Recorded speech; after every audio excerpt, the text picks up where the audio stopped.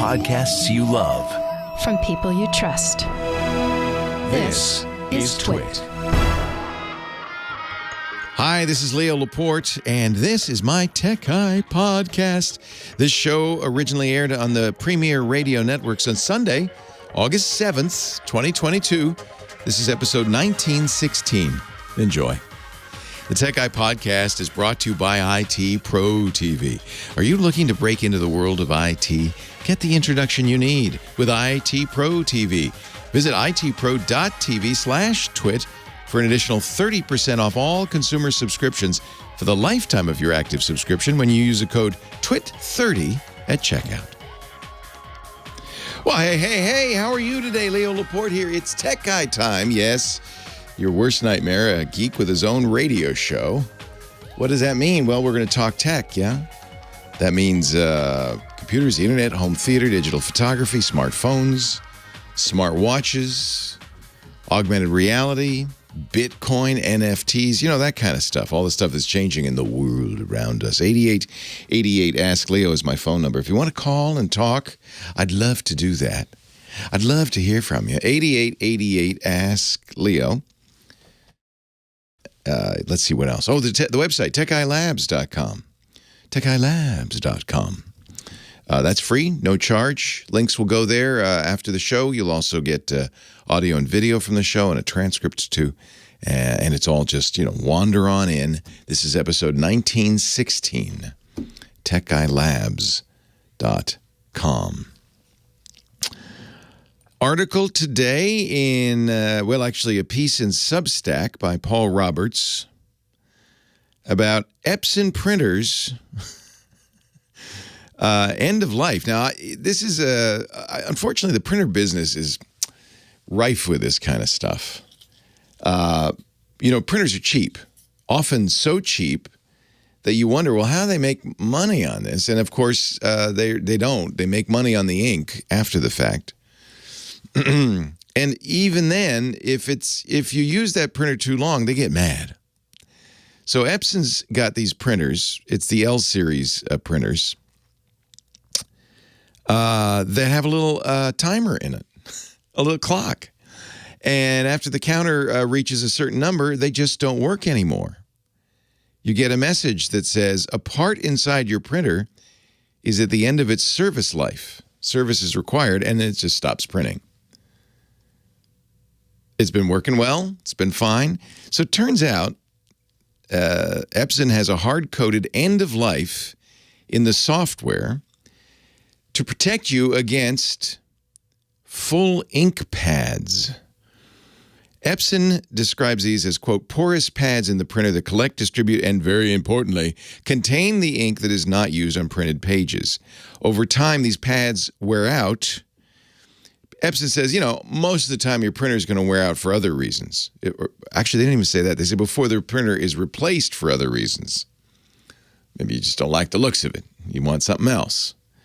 But if you're a high-volume user and you haven't replaced the printer after a certain number of pages, you get this message and your printer stops working. Mark Tavern, who's a lecturer at the University of New Haven in Connecticut, tweeted this. My wife's very expensive Epson American printer, by the way, note, very expensive. This wasn't even a cheap one, just gave a message saying it had reached the end of its service life and proceeded to brick itself. Apparently, she could pay to service it or buy a new one, even though it was working fine. To which a professor of international law at Harvard University, Jonathan Zittrain, who's a well-known commentator on these kinds of things, says, a printer self-bricking after a while is a great example of, quote, you think you bought a product, but really you rented a service. If you look around on YouTube, there are videos of people replacing those pads. It's not expensive. It's not hard. Epson doesn't provide the parts. You have to do a little do-it-yourself. There is a little utility for Windows users, actually, which is kind of interesting. If you use Windows 10, 8, 7, Vista, or XP, there's an official Epson reset utility that can only be used once. And will allow for printing for a short period of time. It's called the Waste Ink Pad Counter, and you can reset it. You can reset it. if you're a Mac user, no, they don't make anything for the Mac. And Epson says, maybe. We might make one for the Mac, but not now. L360, L130, L220, L310, L365, maybe other models. Those are the ones that we know about. This is why our landfill is full of completely usable computers and technology. Things like your AirPods, which really don't have replaceable batteries in them. The earbuds you get from Apple. The Washington Post just did a piece on, and in fact, they have a accompanying thing on a great graveyard of electronics devices, and in which they kind of list some devices that are the battery. You see, this is all because of lithium-ion battery in this case, which after a certain number of charges, this needs to either be replaced or the device needs to be replaced. And in some devices, like AirPods, they're so small you got to glue the batteries in. You can't replace them really. I mean, some people can, if you're very good with a razor. This week in the Washington Post, the electronics are built with death dates. Let's not keep them a secret. Jeffrey Fowler, 14 consumer devices that most could stop working in 3 to 4 years because of batteries that cannot be replaced, like your Amazon Fire tablet. Once it goes through, a certain number of recharges, the battery dies. We know that. But Amazon offers no way to replace it. The Fire HD 8 tablet. Amazon won't disclose how many recharges it could take. Amazon offers no battery replacement service. Attempting to replace the battery is possible thanks to iFixit. Thank you, iFixit. But it's moderately difficult. But that's it. AirPods, designed to die. 2 years. Apple does have a battery service, but what they do, they give you a new AirPod. They sell you a new one for $49 an ear. iPhones you can repair. MacBooks you can repair. Bose QC35 noise-canceling headphones, you cannot. Designed to die. I'll put a link in the show notes because it's good to know. Things like the Fitbit charge. Generally, it's around things that are so small that you really couldn't expect them to replace the battery. But should we be making products like that? I guess if you want something that'll fit in your ear, I guess. But it does seem like it's kind of wasteful. Something to be aware of.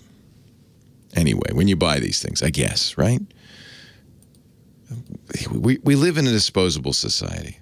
It really is kind of the nature of the beast. I'm sorry to say. Good news. It looks like Congress is going to pass this American Innovation and Clean Energy Act that does a whole bunch of other stuff. Bill Gates' editorial last week in the New York Times. We're on the verge of a remarkable moment for Congress and the country. This is him urging the Inflation Reduction Act of 2022, urging the passage of it. It looks like they stayed up late last night. Stayed up all night and passed it. So Bill Gates, I guess, is probably pretty happy. And then there's the case of the French scientist, the internet troll, Etienne Klein. He's a physicist, posted on Twitter. He's a research director at France's Alternative Energies and Atomic Energy Commission. Seems like a reliable source.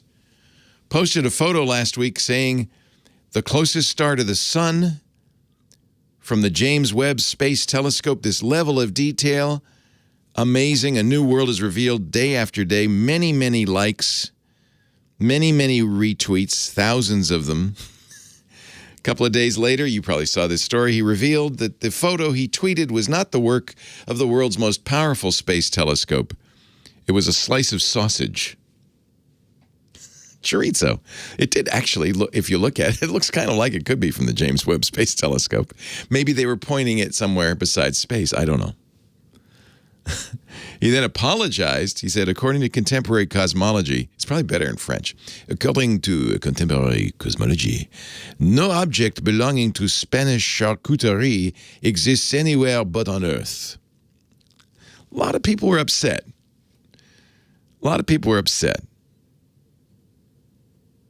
hey, I think honestly, you should probably, like, you have to get a driver's license. You have to pass a test, get an eye exam. There should be some sort of exam before you get a Twitter account. Before you're allowed to tweet. Maybe not. Responsible tweeting. There should be something. I don't know. The photo of a distant star, actually Spanish sausage. 8888 Ask Leo, the phone number, 888-827-5536. Toll free from anywhere in the U.S. or Canada. Outside that area, you can still use Skype out to reach me. Leo Laporte, the tech guy. Your calls are next. It is but sausage.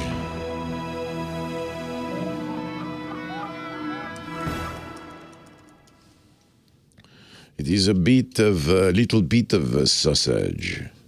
That is all. Just a little bit. Tiny bit of a sausage. A little charcuterie for us all.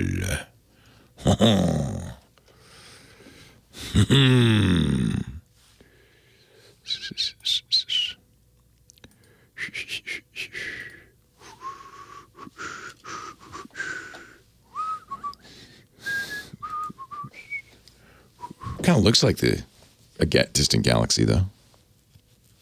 The Ring Nebula is actually a ring baloney. Yeah. Just a tiny bit of sausage. Saucisson. Oh, I got to show this now. Wait a minute. Henry sent me. My son, the rock star. My son. That's a good one, too. My son, the rock star, sent me a video. He was at Outside Lands. Outside Lands, which is the big festival in Golden Gate Park. And he sent me this video. Can I go full screen on this? I don't want to show his phone number. Salt Hank, Phil Rosenthal, Lily Rosenthal. His fans are there. Apparently, he says I was signing loaves of bread, autographing loaves of bread afterwards. My son, the rock star.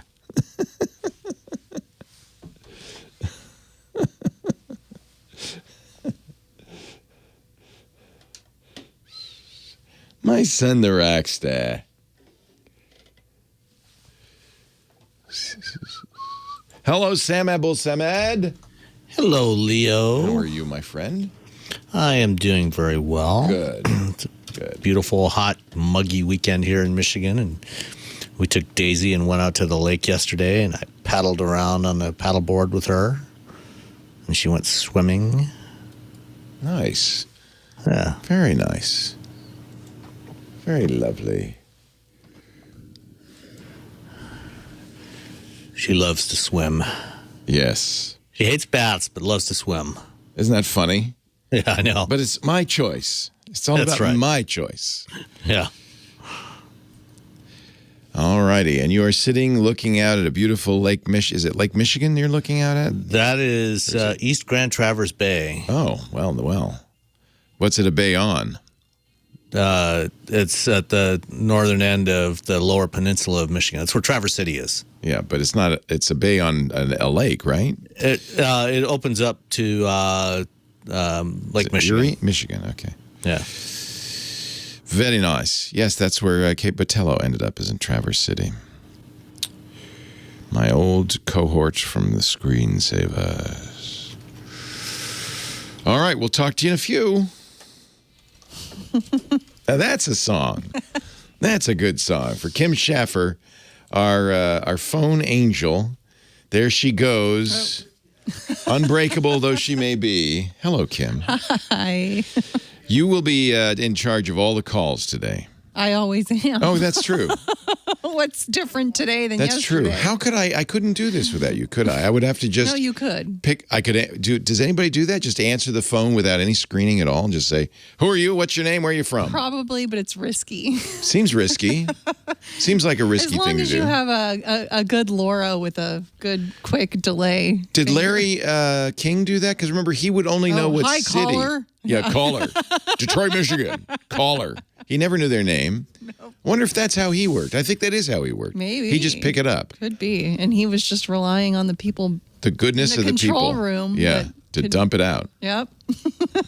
He probably had a little button on his suspenders that, he could just snap them and Or that'd that be it. under Boom. the desk. Or under the desk. button.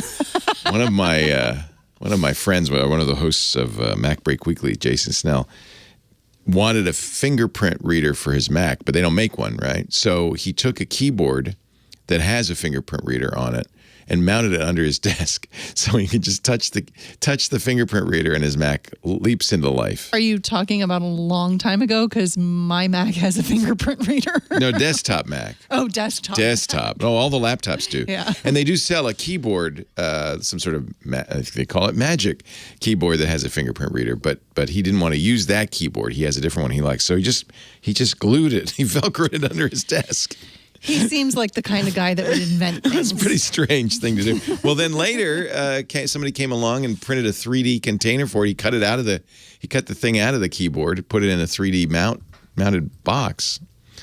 So that's somebody who really wants to have a fingerprint reader on his Mac. If you got a Windows machine, they're built right in.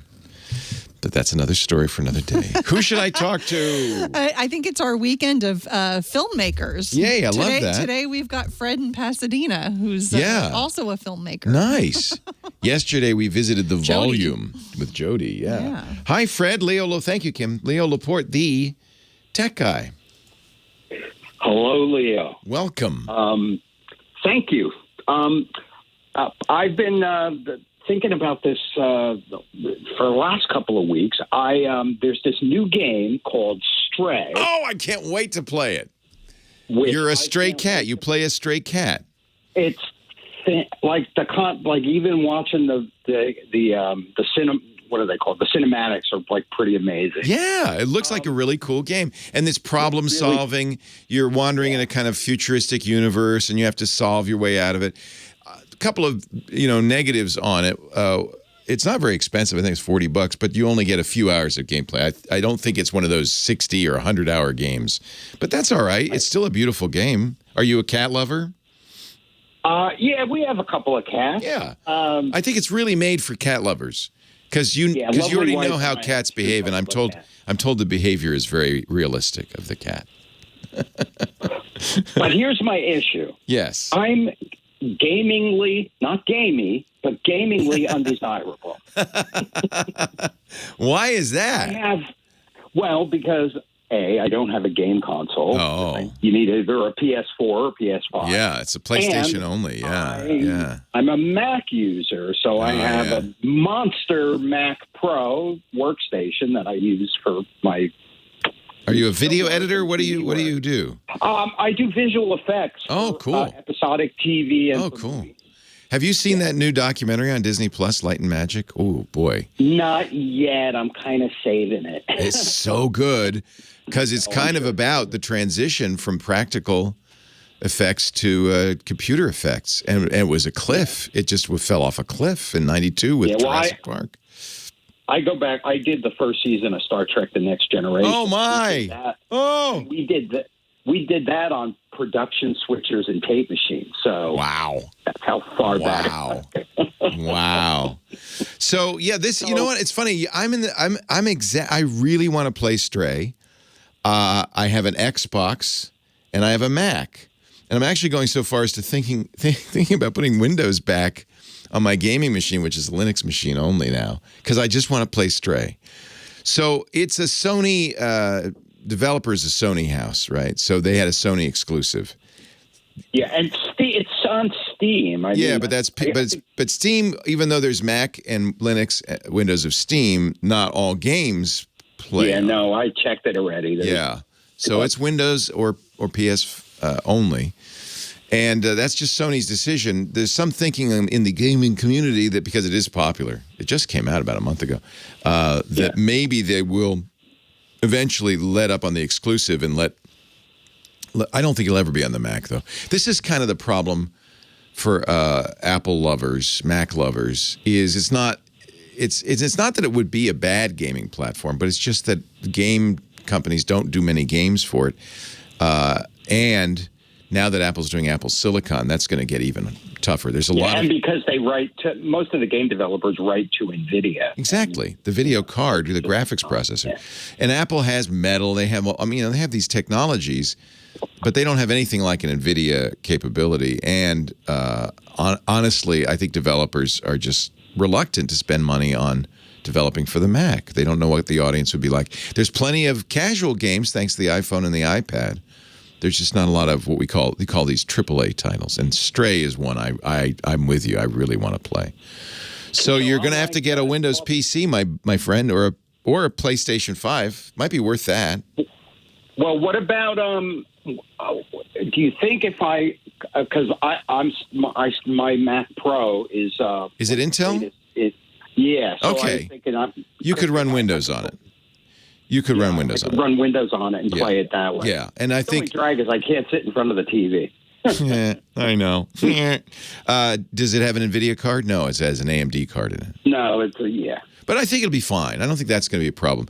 Your best bet would be to use Boot Camp. This is the technology that moves your stuff around on the hard drive, makes a partition just for Windows, and lets you install Windows side by side. I've used it in the past, but I upgraded to this machine. I have it. It should run in Boot Camp. Stray is not super demanding. You can run at a lower graphics quality, and I'm sure it supports AMD. It's not like they love NVIDIA so much they say, well, poo-poo to AMD. They do that. Yeah. I'm desperate to play this game. It looks like so much fun. I'm with you exactly. Yeah, I thought, good opportunity to get a what is it, a Steam Deck? A Steam Deck. Or let me tell you about another thing you could do, cloud. So you could play it on your Mac in the cloud. There are companies like Anthony Nielsen, our talented production guy, says Shadow.tech will let you. In fact, I'm thinking about doing this. Then you could play Stray on a PC, not in your house, but on the cloud through a browser. And that might be the way to do it. Or even Microsoft's xCloud solution, Game Pass solution. Leo Laporte, the tech guy. Yeah, I think this is... That's an interest. Anthony, have you played Stray in Shadow, on Shadow Tech? He just messaged me in the Discord, so I hadn't thought about that. It's called Shadow Tech. Shadow.tech. It's $30 a month, but if you really want to play that game, Stray is not available on GeForce Now yet. That's another streaming one. And I don't know if it's in the Game Pass. I think it's not in Game Pass. It's on Steam only. So Shadow.tech is the solution. You know what? I'm going to do it because I want to play the game. Maybe I'll do it that way. Yeah, I got $30 to throw away. Yeah, I mean, I saw the cinematic for that game like eight when they teased it. Me too. Me too. And I thought, oh my God! This is my game. Cool idea. Nobody's shot. Nobody dies. There's robots. There's kitty cats. How could you? Well, plus cats have they're so stealthy and they do perfect. Stuff that other animals. Yeah. Do. Yeah. So pretty exciting. Now here's another MacResearch.org Stray on Mac. We'll put a link in the show notes to this article. Oh wait a minute. Is there a way to play it? Can you play Stray on a Mac?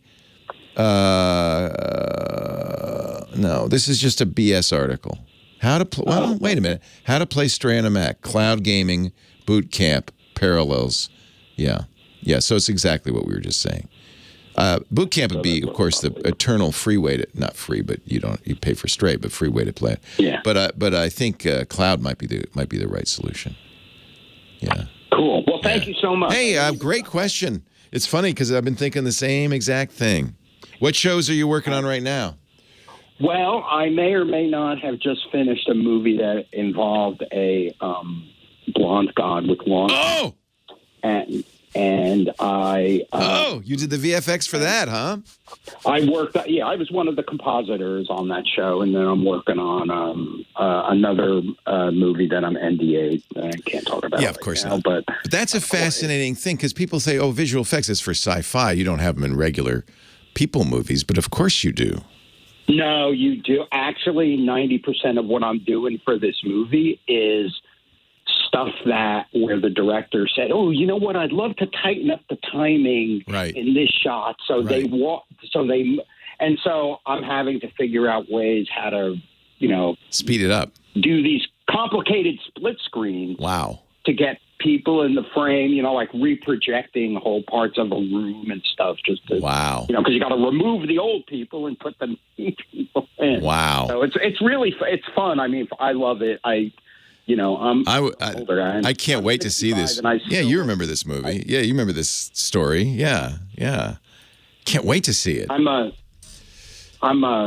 65 and I still look forward to going to work every day. Oh, you got a great job. Yeah. So you're old enough to have worked in pre-CGI stuff, yeah? Oh yeah. Like I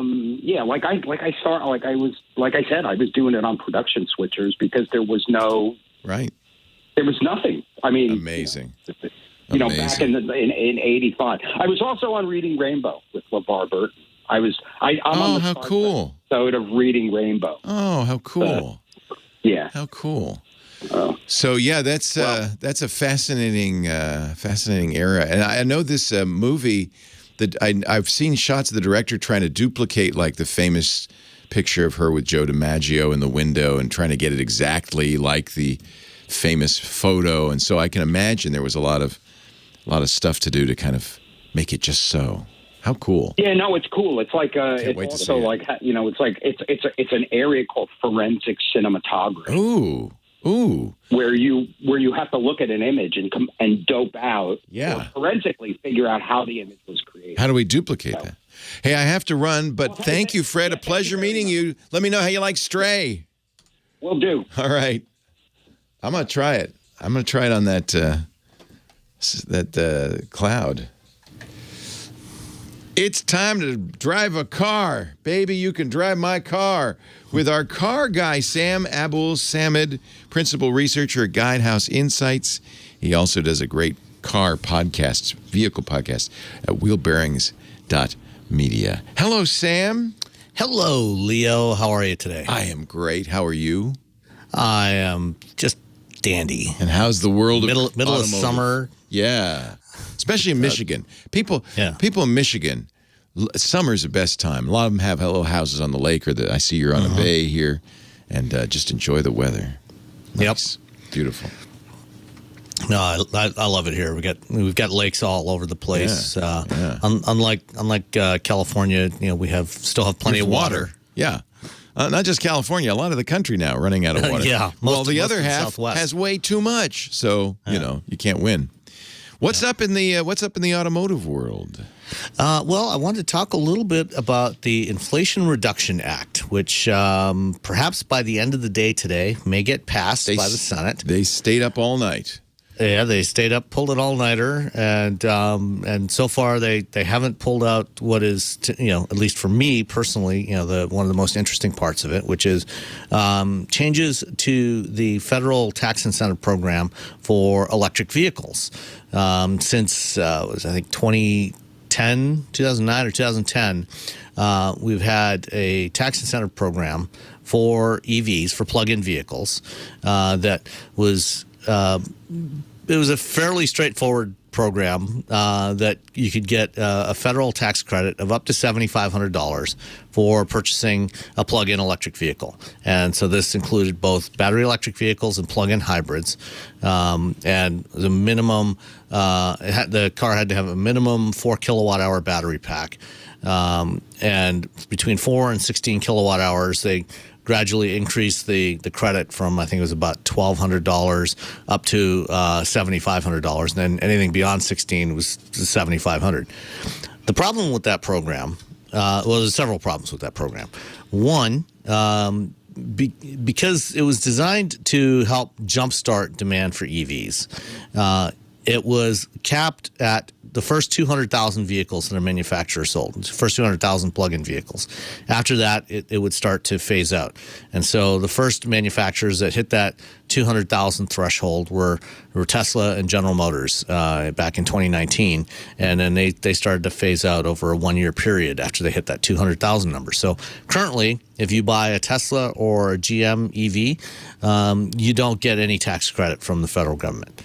The other part of the program is because it was structured as a tax credit, you would buy the vehicle today, and then on your following year's tax return, you could claim up to $7,500. But depending on what your income level was, if you didn't have enough tax liability, you might not get that full $7,500. In fact, you might not get anything at all. And most consumers, when they're deciding what vehicle to purchase, one of their key decision factors is, what is my monthly payment going to be? Because most people have to live on a budget. They have a certain amount they pay for their mortgage or rent, a certain amount for food, a certain amount for transportation. And so, they know, okay, I can afford to pay $400 a month or $500 a month for my vehicle. And if you're buying an EV that is more costly up front, and you're not going to get that tax credit until the following year, it doesn't help to reduce the monthly payment on that vehicle and make it more affordable so it can fit in people's budget. So this is one of the big challenges. So under this bill that is going up for a vote today, likely, they restructured that. So now the 200,000 vehicle cap is gone, and one of the option. Yeah. Oh, that's interesting. So manufacturers will be able to sell as many up through 2032. You'll be able to sell as many vehicles as you can. So it resets it. So Tesla gets it back, GM gets it back. Yes, sort of. Okay. So, the other one of the other key factors is that now at the time of purchase, you have the option as a customer to transfer that tax credit to the dealer that you're buying it from, and then that comes back to you as an immediate discount on the vehicle. So $7,500 right off the top of the vehicle, and so that lowers your monthly payment. So it'll make EVs more accessible to more people. So that's a key part. But there's also some other restrictions that they have added into the program. So now it only applies to EVs that are built in North America. So U.S., Canada, or Mexico, the countries we have a free trade agreement with. And also, half of the tax credit is for the vehicle. The other half, the other $3,750, will be based on the domestic content of the battery. So starting off at about 40% domestic content for some of the key minerals in the battery, and then gradually going up to 80% by 2028. Which means, and also there's also a price cap on the vehicles. So for cars, it's $55,000. For SUVs and trucks, it's $80,000. So if you want to go buy a new Lucid Air, you're going to be out of luck. You're not going to get any break on that one. Or a Model S Plaid, you're not going to get a break on that one. But frankly, if you can afford to spend $100,000 to $150,000 on a new EV, you probably don't need a tax break on it. You can. Yeah, I think that's appropriate. Yeah. Yeah. Yeah. So there's that, and the domestic content rules that will rule out a lot of the EVs that are currently available. Now, over the next couple of years, there's going to be a lot of new battery production and material production here in North America, and that will help. Those will all be eligible and so there will be a lot more vehicles eligible for this tax break over the next 3 or 4 years. So that's and it's going to be more vehicles that are affordable to more people. So I think overall, I think it's a good move in the right direction. It isn't a done deal yet, unfortunately. No, they do still have to take the final votes. Yep. Both in the Senate and then the House. And there's, given the makeup of the Senate in particular, it's never over till it's over, as they say. It is one of those omnibus bills that has so many different, features. This one is not. I wouldn't actually classify it as an omnibus bill. I mean, it is more. it's more constrained, even though the bill is 750 pages long, and I went through a bunch of it earlier. Did you this really? week. Wow. Yeah, because I had some questions for clients that I had to answer. Yeah. But it also talks about prescription drug prices. Yeah, prescription drugs, and there's some tax provisions. Yeah. So it covers a fair number of areas. So I guess you could call it an omnibus bill. Yeah, I don't know what the technical definition is, but it's more than just that one thing with the EV tax credit. And the negotiations continue. We'll see. And I forgot to mention, somebody, Eric Duckman mentioned in the chat. There's also, if you buy a used EV, you can get a $4,000 credit on that as well. So that's also another big benefit out of this, because most people only buy used cars. They don't. Right. Most people don't buy new cars. At some point, we don't need to jumpstart the EV industry. It'll reach a point but we're not quite there yet. yet. We're there yet. Yeah. 5% of cars sold last year in the U.S. were electric vehicles. I don't know if that includes hybrids or just battery electric. But no, yeah. So in the second quarter of this year, we got up to 5% were battery EVs. Wow. In 2021, it was about 2.5%. So it was last quarter. It's really starting to accelerate. Yeah. And some say that that's a critical turning point, that is, in fact, where the switch gets flipped. Certainly gas prices have helped that along as well. Sam Abuelsamid, he is our car guy, car technology and more at his podcast, Wheel Bearings. Find it everywhere you can get podcasts, or go to wheelbearings.media. That's the website. He's also a principal researcher for Guidehouse Insights. And now you can see his day job requires him to do things like read congressional legislation, which, boy, I hope they pay you well. Boy, is that painful. Thank you, Sam. Always a pleasure. Leo Laporte. You're welcome. The tech guy. More calls right after this. 750 gripping pages. So I thought it was passed overnight, but apparently there's the voter-rama. I think there was some procedural votes. There's some and procedural things like that. stuff, yeah. So it's not over. And of course, they had to eliminate the $35 a month cap on insulin. That just kills me. That is just absolutely disgraceful. It is disgraceful. Every member of the Senate that voted against that should be thrown out immediately. Yeah. That is absolutely disgraceful. Well, you just you're doing the bidding of the drug companies, obviously. Yeah, but what's more important, the drug companies or the people that need insulin? I mean, if you need insulin, you need it. You have no choice. You have no options. People are literally having to choose between paying the rent and getting their insulin. I think that's a shame. Anyway, the battle continues. Mm-hmm. John Tester of Montana a couple of hours ago said 3 hours unless they add a bunch of other stuff on. He said another word. So we may be getting close. Thank you, Sam. Thank you, Leo. You want me to stick around? Oh, what am I saying? Yes. Stay here, Sam. Okay. Don't go anywhere, Sam. I forgot. You like to do that, and I much appreciated. Yeah, there's a bunch of questions in the chat today. Oh, good. So let's see. Let's go through some of these. Somebody here was saying that Circus Monkey says he's looking for a hybrid. Fortunately for you, Circus Monkey, there are a lot of hybrid options, more and more all the time, in addition to the battery EVs, and there's some really good ones out there. So depending what you're looking for, we've got hybrids now in pretty much every segment, almost every segment available. So if you're looking for a full-size pickup truck, there are hybrid options from both Ford and Toyota now for the F-150 and the Tundra. Going down, in SUVs, the Explorer, the Toyota Highlander, both have hybrid options. Smaller SUVs like the Hyundai Santa Fe and the Tucson both have both hybrid and plug-in hybrid options, as well as the Kia Sorento and the Sportage. And then smaller sedans or mid-size sedans like the Toyota Camry, the Hyundai Sonata, many others are all available as very fuel-efficient hybrids. So there's a lot of choices out there for hybrids. There's also plug-in hybrids, which can be a great option for a lot of people if you want to, because most people do 80% of all daily driving is less than 40 miles.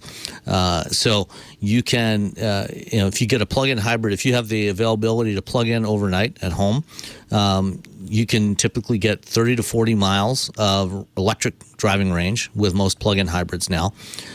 So you can pretty much most people can do all of their daily driving, their daily commuting on electricity alone.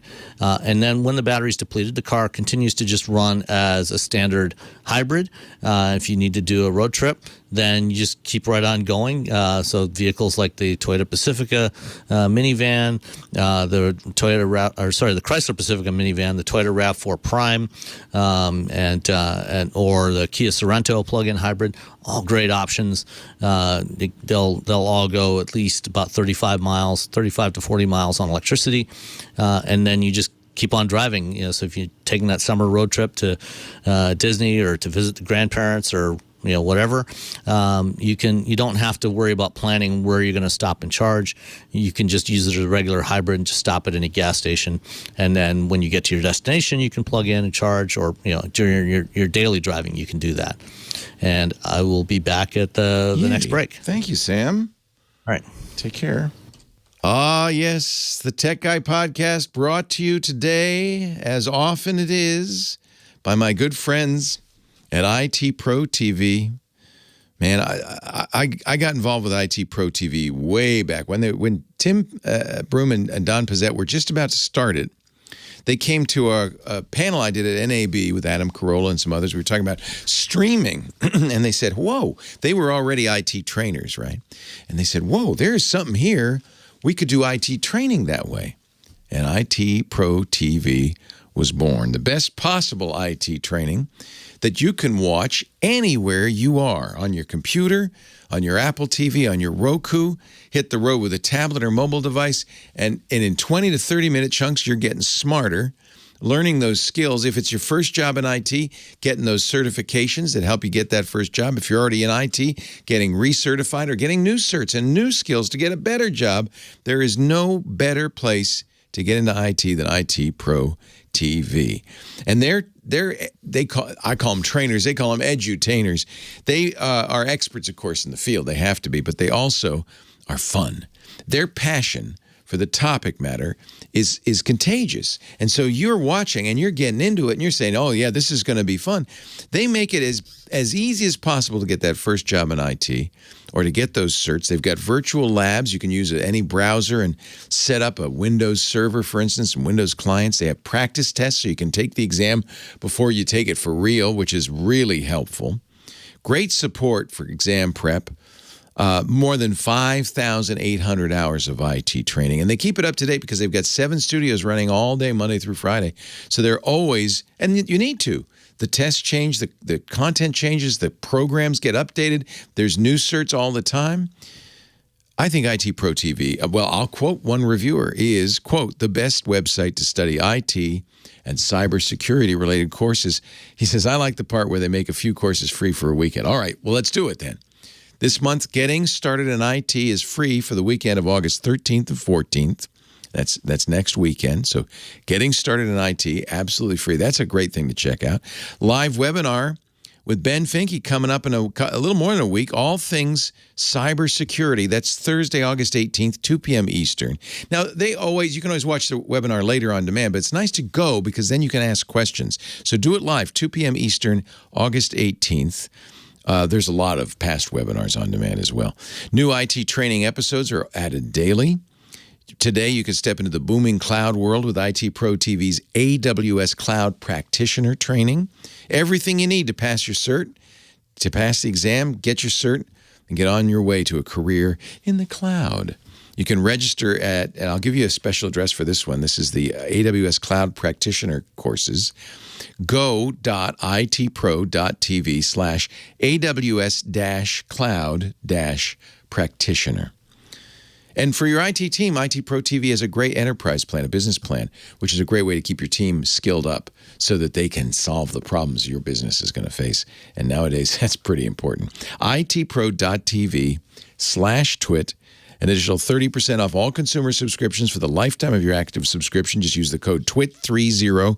That's itpro.tv/twit. Offer code TWIT30 for an additional 30% off as long as you stay active forever if you want. IT Pro TV. Build or expand your IT career and enjoy the journey. We love these guys. All the best, IT Pro TV. You take these courses, you'll be happy. I know so many people have. itpro.tv/twit. Offer code TWIT30. Leo Laporte, the tech guy. 8888 Ask Leo. Back to the phones we go. Hollywood Jim on the line. Hello, Hollywood Jim. Hi. Thank you so much for taking the time to help me last week. Jim's right. We should explain. Jim's writing the grand opus, thousands of page book about being an audio engineer on film and TV production. And he said it's bogging down. Microsoft Word was looking for an alternative. And I mentioned something called Scrivener. And I'm curious what you thought of it. Well, I found it to be worse than Word in almost every way. Okay, there you go. However, I do have a plan C. Okay. Maybe the geniuses in the chat room... Was it too slow for you? What was wrong with Scrivener? I know there's a learning curve. Well, yes. Fortunately, I found a very good book which was sufficient to help me navigate the massive Scrivener user guide. Yes.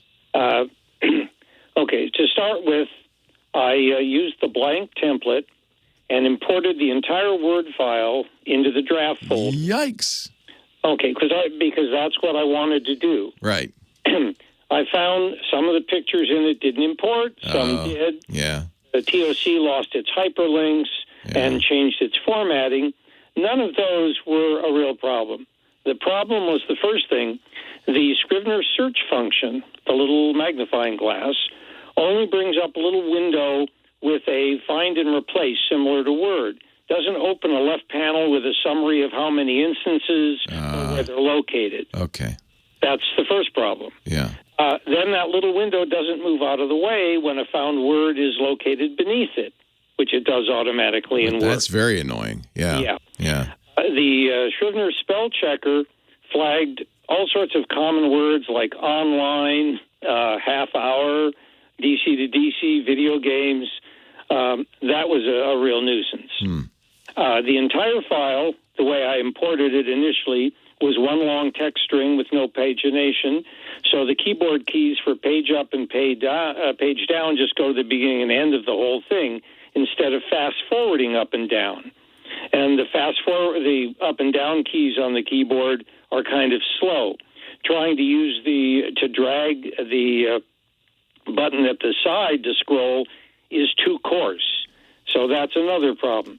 Now, attempting to edit the text takes more seconds for a response and sometimes grays out the screen. So that's the big problem. I mean, that was the problem you were having with Word. What's plan C then? Do you have an idea? Well, yes, but let me just finish what else I tried. I get it. It doesn't work. It's fine. I mean, these are all very specific to your needs. So I got it. It's not going to work for you. We don't need to give a litany of all the reasons it's not going to work for you. So what I'm going to do is split up my manuscript into 3 separate files, one for each volume. That allows them to work fast enough. It's just going to be a real problem to manually have to concatenate 3 indices at the end as text files, but if that's what I have to do, that's what I have to do. That's my plan C. However, I discovered that the taskmaster goes to 100% CPU usage every time the program freezes.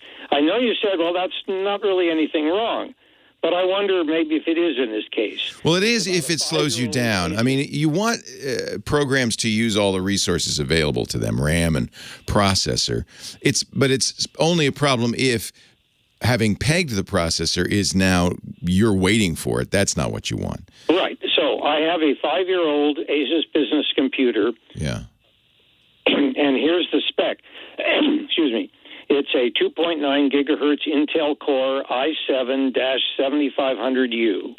It only multi-cores with 2 cores and hyperthreads with 4 threads.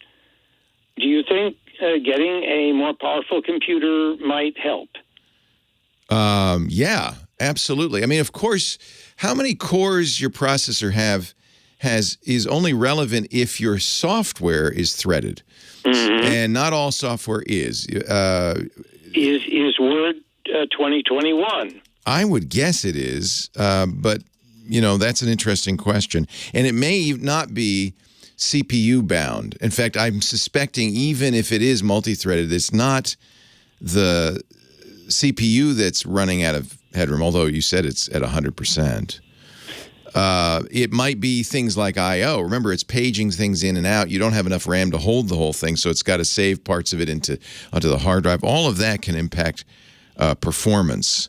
Yeah, I have 20 gigs of RAM, which is all that the machine will 20 is take. probably enough. I mean, how big is the file? I mean... the file's 20-some-odd megabytes. Yeah. See, that should, that all fits into memory easily, as would multiple copies of that. So I don't think that's a problem. Word, I'm looking here. It looks like Word needs no more than what you've got, which is 2 cores, 4 threads. That it isn't going to use more than that, according to what I'm reading. Okay. So I'm not sure that having a faster machine.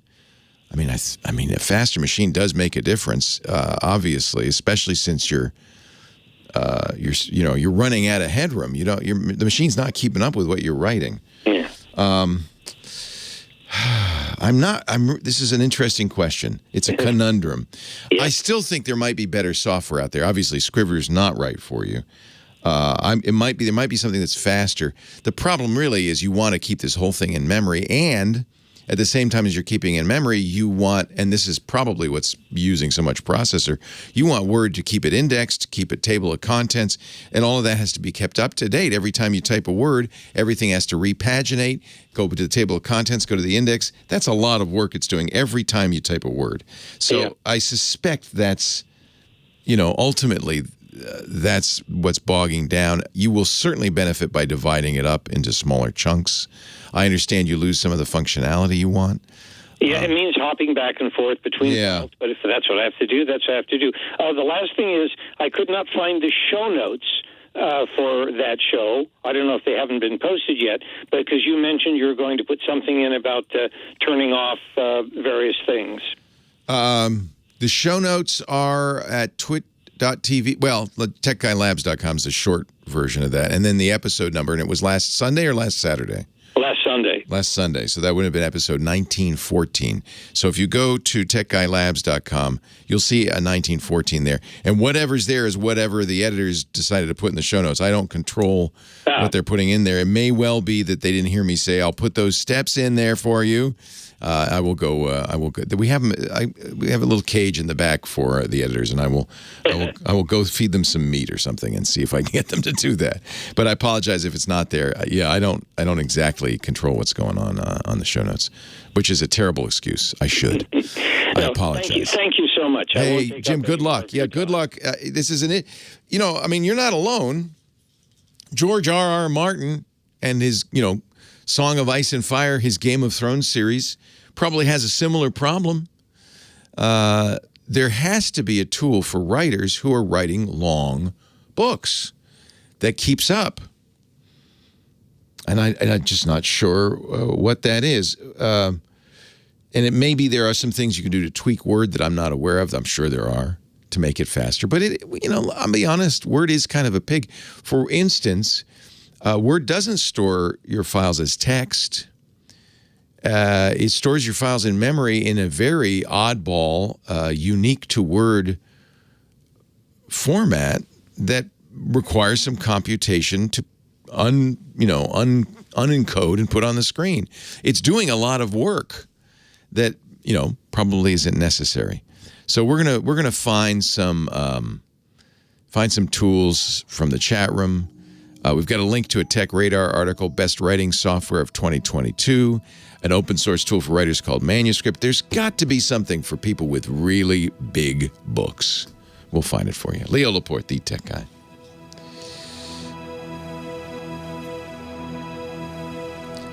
I told him Emacs, but there is a bit of a learning curve for that. I don't blame him for not doing that. All right, Sam, I'm gonna give you a whole chunk of time, and get a cup of coffee while you are talking cars. All right, sounds good. Okay, so a few things. Continuing with the tax break thing, one other item I didn't get around to mentioning is that this morning I got an email from the folks at Fisker. Fisker is launching their first vehicle, the Ocean, which is a midsize electric SUV. Starts production in November.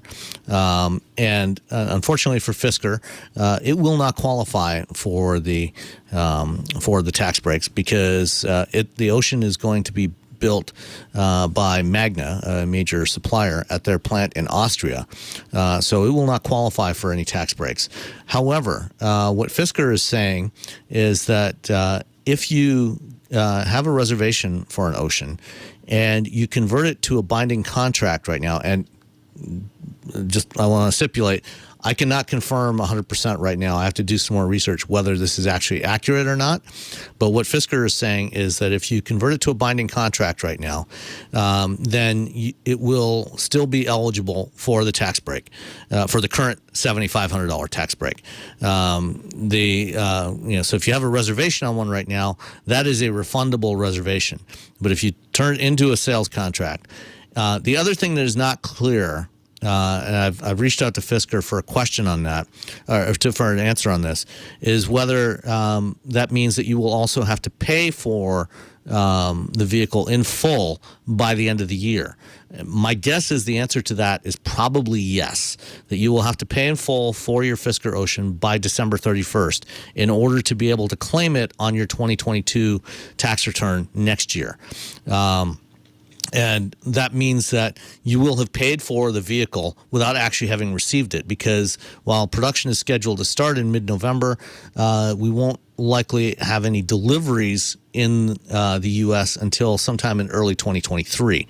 So you'll have to make your own decision on whether you think that's a worthwhile offer, or if you want to opt for something else, some other EV that is actually that does qualify under the new credit program. The Ocean does look like a really nice car. I've sat in it. I've talked to Henrik Fisker, the CEO and the designer of the Ocean, quite a bit. And it's a sharp-looking vehicle, and it's going to have a base price starting at $37,500. But as I said, because it's not going to be assembled here in North America, it won't qualify for the new tax breaks. Some other comments, some other questions that were in the chat. Somebody was asking about the Toyota BZ4X and a potential buyback. So what's going on here? The BZ4X is Toyota's first purpose-built EV that just went on sale in June. As of now, they've only delivered about 270 of them to customers before they discovered a problem and did a stop sale and sent a notice to customers to tell them to stop driving the vehicle.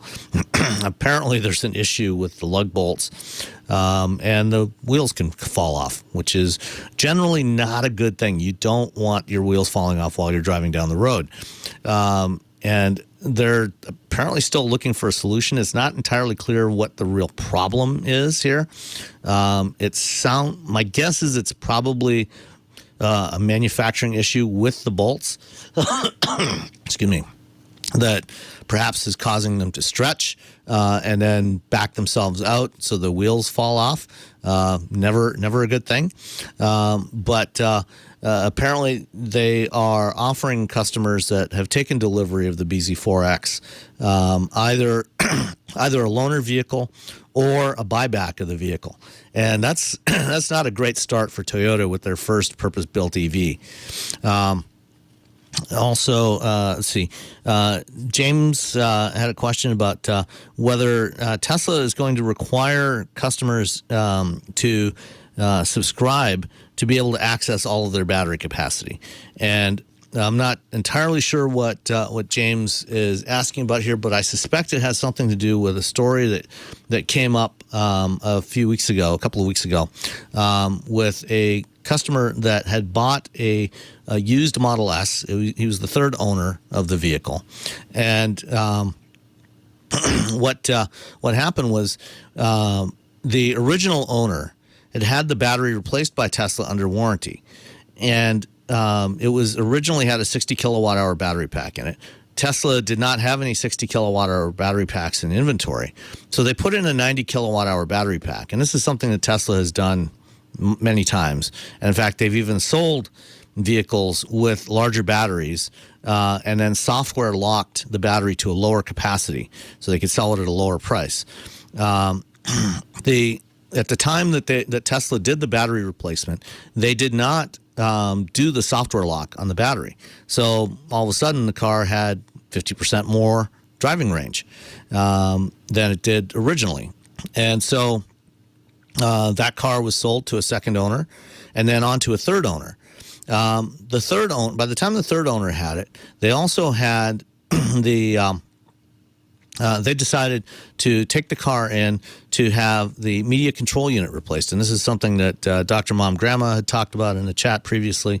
On the Model S and the Model X, Tesla had some issues with the storage chip in those media control units that controls the infotainment system, essentially wearing out. It was a flash memory part. It was wearing out, too many writes. And they came up with a newer version of this. The third owner of this Model S had taken the car in, had that replaced.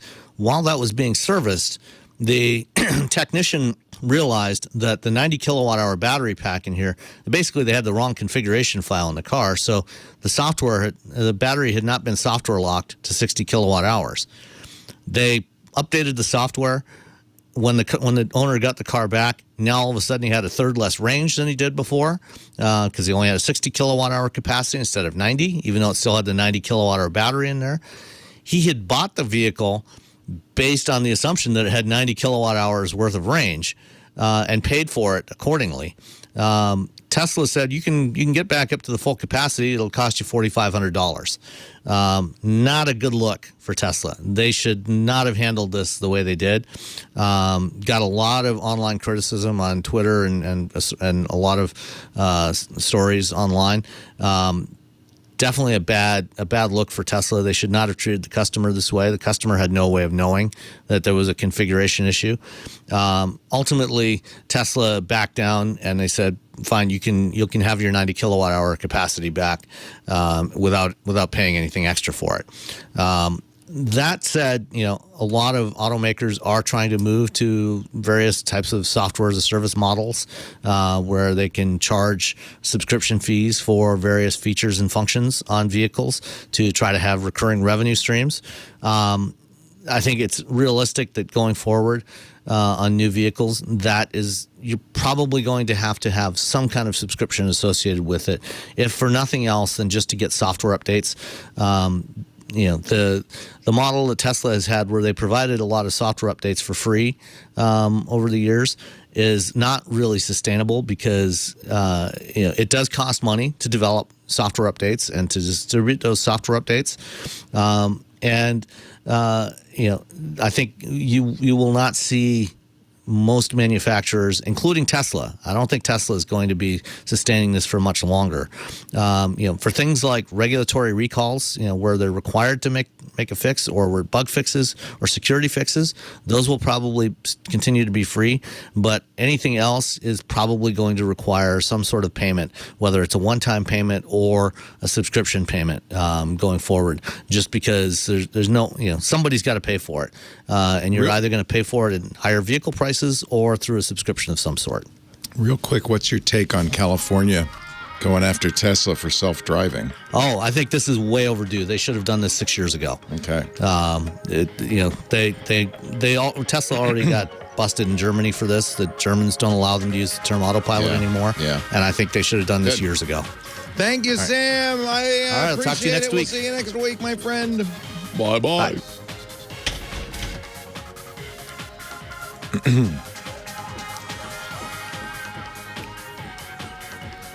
Well, hey, how are you today? Leo Laporte here, the tech guy. Time to talk computers, the internet, home theater, digital photography, smart cars, smart watches, that kind of thing. Anything with a chip in it. 88, Ask Leo is my phone number, 888-827-5536. That's toll free from anywhere in the U.S. or Canada. Outside that area, you can call using Skype out. AJ is on the line from Nolans. Hello, AJ. Hello, Leo. Welcome to the show. Good to talk to you. I had to call you before one of us died. Uh-oh. What's the matter? Because anything I should know about? No, nothing. But I've heard you talk so often, and I know that we're the same age. We've got kind of similar backgrounds. We're young yet. We've got many years left. Okay. Well, okay. Let's hope. All right. But here's what I want to ask you. Some point in your life, there were no computers. Me either. And there are a few of us like that lived in a time when there were no computers. It's amazing, isn't it? Yeah. Somewhere along the line, they showed up, and just a bug hit. I have a feeling you're an analog guy like me. I was in the middle of a graduate work in English literature, 19th and American English and American literature. And somehow my wife had to get a computer, and somehow I'm laying in bed reading DOS books. That's how it starts. Yes. But I didn't learn how to code. But I was always the guy in the office who, when someone had a computer problem, they came to me, and I knew how to fix it, how to get their printer going, how to get their monitor to look right, things like that. You became the tech guy in your neck of the woods. That's it. There's a place in the world for us, even though you're not a programmer. Absolutely. So that led me to this other observation as we move on here. Your programs, in particular Twit and other ones in the last year or two, have been these phenomenal conversations about things that at base are tech, because that's the world we live in now. But there's so much more that you guys have talked about. I've just been amazed. Oh, thank you. Listening to them. So I wanted to posit an idea to you because I've been carrying it around for a while, and it has to do with the singularity. Always a topic of conversation. I love this. Always a topic of conversation. But here's my take on it, and I'm wondering if you think it interesting enough to talk to the other people about. And that is, I think a guy named Ronson wrote a book about the first woman who got canceled she went on an airplane, wrote this kind of. Oh, yeah. She got fired because, she wrote something negative about Africa and got fired, tweeted. She tweeted it. Was one of the first people to get fired on Twitter. Now, that guy wrote a book about that phenomena and cancel culture in general, but he was going back to saying, since the dawn of time, we put people in the middle of the village in the pillory, and we threw vegetables at them. During World War II, there was a Stasi in East Germany, and neighbors were ratting on each other. In China, children are encouraged to rat on their parents. What he's saying is there's something inside us, a worser angel, that wants to do that. And I am saying that this new technology that we live in every day has given us the tool to do that in an unprecedented way. So much so that it's not that the machines are becoming sentient. It is the combination of our worser angels and the tools to use them. It's not the machines, it's the humans. Is that what you're saying? Well, it's the combination of the two. It's sort of like the bionic. We talked a little bit about this, that social media, Twitter, Facebook, weaponizes stupidity in interesting ways. The case you're talking about, Justine Sacco, who worked for a big Hollywood agency, was flying to South Africa, and just before she landed in Cape Town, this is 5 or 6 years ago, she tweeted, and this is the problem with Twitter.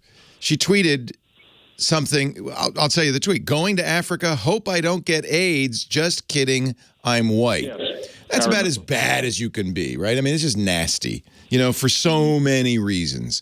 The problem with Twitter is I think there's a mismatch, and others have said this, between your perception of it and what it is. Your perception of it is it's like a water cooler conversation. Say things offhand, things not to be taken seriously. The problem is Twitter is forever. And many people read it. So it isn't just water cooler conversation, but people treat it that way, and they say things that are injudicious and then get fired, as she did. Now, was she canceled because she got fired? That's kind of a big way to say it. I mean, society has norms. And society gets to express itself not just through laws, but through norms, including shunning, including saying, I don't like, Nazis. I don't like that point of view. I'm going to shun you. And I think that's how society expresses itself. I don't think that's bad. Different though. No, different though. And I'll tell you why. Because it's not so much whether she did or did not get canceled. It's the vast number of people who can now do this at once. Absolutely. That's very different. That's very different than the way things used to be. I mean, you can have movements. You have Nazi movements. You had workers' movements. No, absolutely. We've weaponized speech in some ways using things like Twitter. It's one of the reasons I don't like Twitter. I think Twitter fosters a certain amount of outrage, right? It's an outrage engine. And so a lot of people with their hot takes are outraged. They tweet on Twitter and perhaps put their foot in their mouth, say things they shouldn't say. And Twitter really optimizes for that. And so you do have all sorts of, ganging up on people, all sorts of things. I've been, slimed on Twitter. Hardly anybody in the public eye has not been slimed on Twitter. It's an interesting change in the world. Well, I would combine this with the idea, it was just in the New York Times today, Ezra Klein's article was talking about Marshall McLuhan and Neil Postman amusing ourselves to death. Yes. And we're getting good at that, aren't we? Yeah.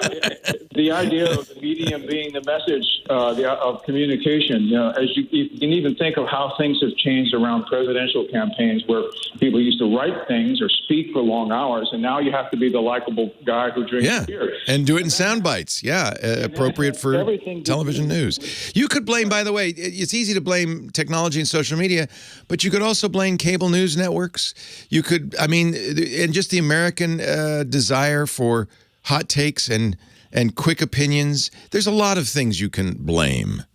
Absolutely. Well, I'm not looking to blame. I'm looking to observe and try to understand. And I think that it is just the amount, the massive, the size that has changed the way that we communicate, and for that matter, think. People don't read his books as often. They don't think as often. They don't read long-form articles. And it's not that it's just some people. It's that it is a lot of people. So that brings me back to the singularity. But we're the old men yelling at the clouds, you understand? Because it's just like our parents said, turn down that music, that rock and roll's ruining music, or cut your hair. It's kind of the way it is. The world has changed, and we as people who grew up in a different time maybe don't appreciate it as much as young people do. I hate to judge them. I hate to judge a new generation because I don't like how they live. Go ahead. What does this have to do with the singularity? Now I'm curious. The singularity, though, is the combination of the human and the machine. It is the idea that there are large swaths, numbers of people, gigantic, population-sized numbers of people, and we are communicating and speaking and interacting in a different way than 20 years ago, even. So it's, it may not happen so much to the farmer somewhere in Somalia, but many parts of the world that control the economy and life and technology. That's the way we're communicating now. That's the way we are influencing now. That's the way we're doing politics now. So it's this combination of it's the bionic mass, the machine and the mass of humanity that is now functioning in a different way. And that's what I'm calling. I agree with you, AJ. If you were to say there is a common thread in this show and all the shows I do on our podcast network, Twit, it is how the world is changing due to technology. It is changing dramatically, probably irrevocably, in many, many ways. It's to me, as I think it is for you too. It's fascinating to observe. It really is, and it's clear that that's happening. Some of it's for good, some of it's for ill. It's not immediately clear that it's all bad, I would say. That's true, and I'm not saying that either. I'm saying I'm just observing that and saying, what do we do about it? How do we survive? Nothing to do about it. Yeah, nothing to do about it. For you and me, we could just say, you could talk about a lot of things that are changing in the world. What are we going to do about the climate crisis, right? And this isn't going to affect you and me. We'll be gone before it's really an issue, but it's sure going to affect our kids and grandkids. There's so many things. By the way, that is also a consequence of technology. If you believe in human-created climate change, that's a consequence of technology. And so we see a lot of consequences. We see a lot of good things, too. And I don't think, I've thought about this a lot. You're right. We spend a lot of time talking about it. And I just don't know if there's anything you can do about it. It's almost an inexorable change. Well, I've already seen some change in, though. People are starting to look at all cable news, whether you... Oh, absolutely. Yeah, people are becoming aware of it. I agree. It's like, it's a little too much, and I want to think and look like that. Yeah. Meanwhile, in the meantime, I back off and I play and I study my gypsy jazz guitar. And there you go. Music, and I a little more Django, a little less Django. I like it. All right.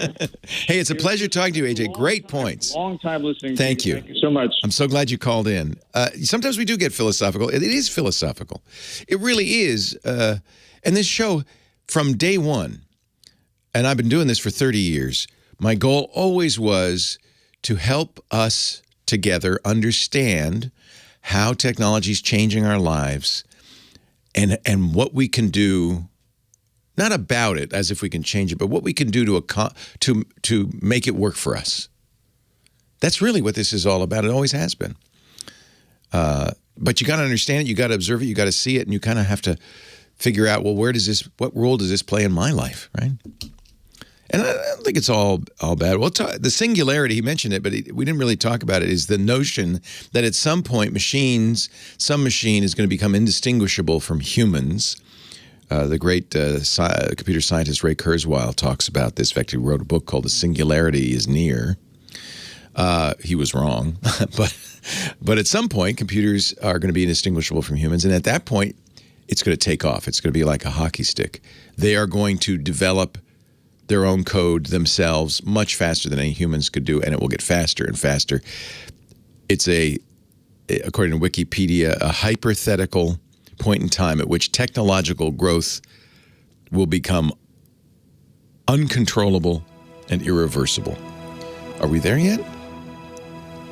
Maybe. That's kind of the question of the show. Are we there yet? It ain't exactly clear. That's true. Something's happening. Of course, this was 1968, but people thought that for a long time. We are definitely in a changing world. Actually, we're going to talk about artificial intelligence with regard to photography and image making in just a little bit with Chris Marquardt, our photo guy. Meanwhile, Mike is on the line from Orlando, Florida, our next call. Hello, Mike. Hey, Leah. How you doing? I'm well. How are you? I'm doing very good. Thank you.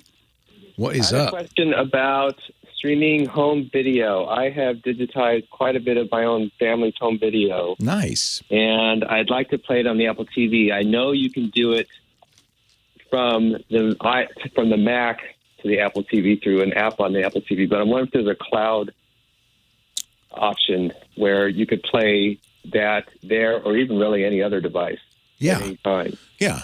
There absolutely are, obviously, many cloud options. You can put it on YouTube, for instance. You don't have to make it public on YouTube, but you could have a URL that you share with people. It's such a long, obscure numeric URL address that nobody's going to guess it.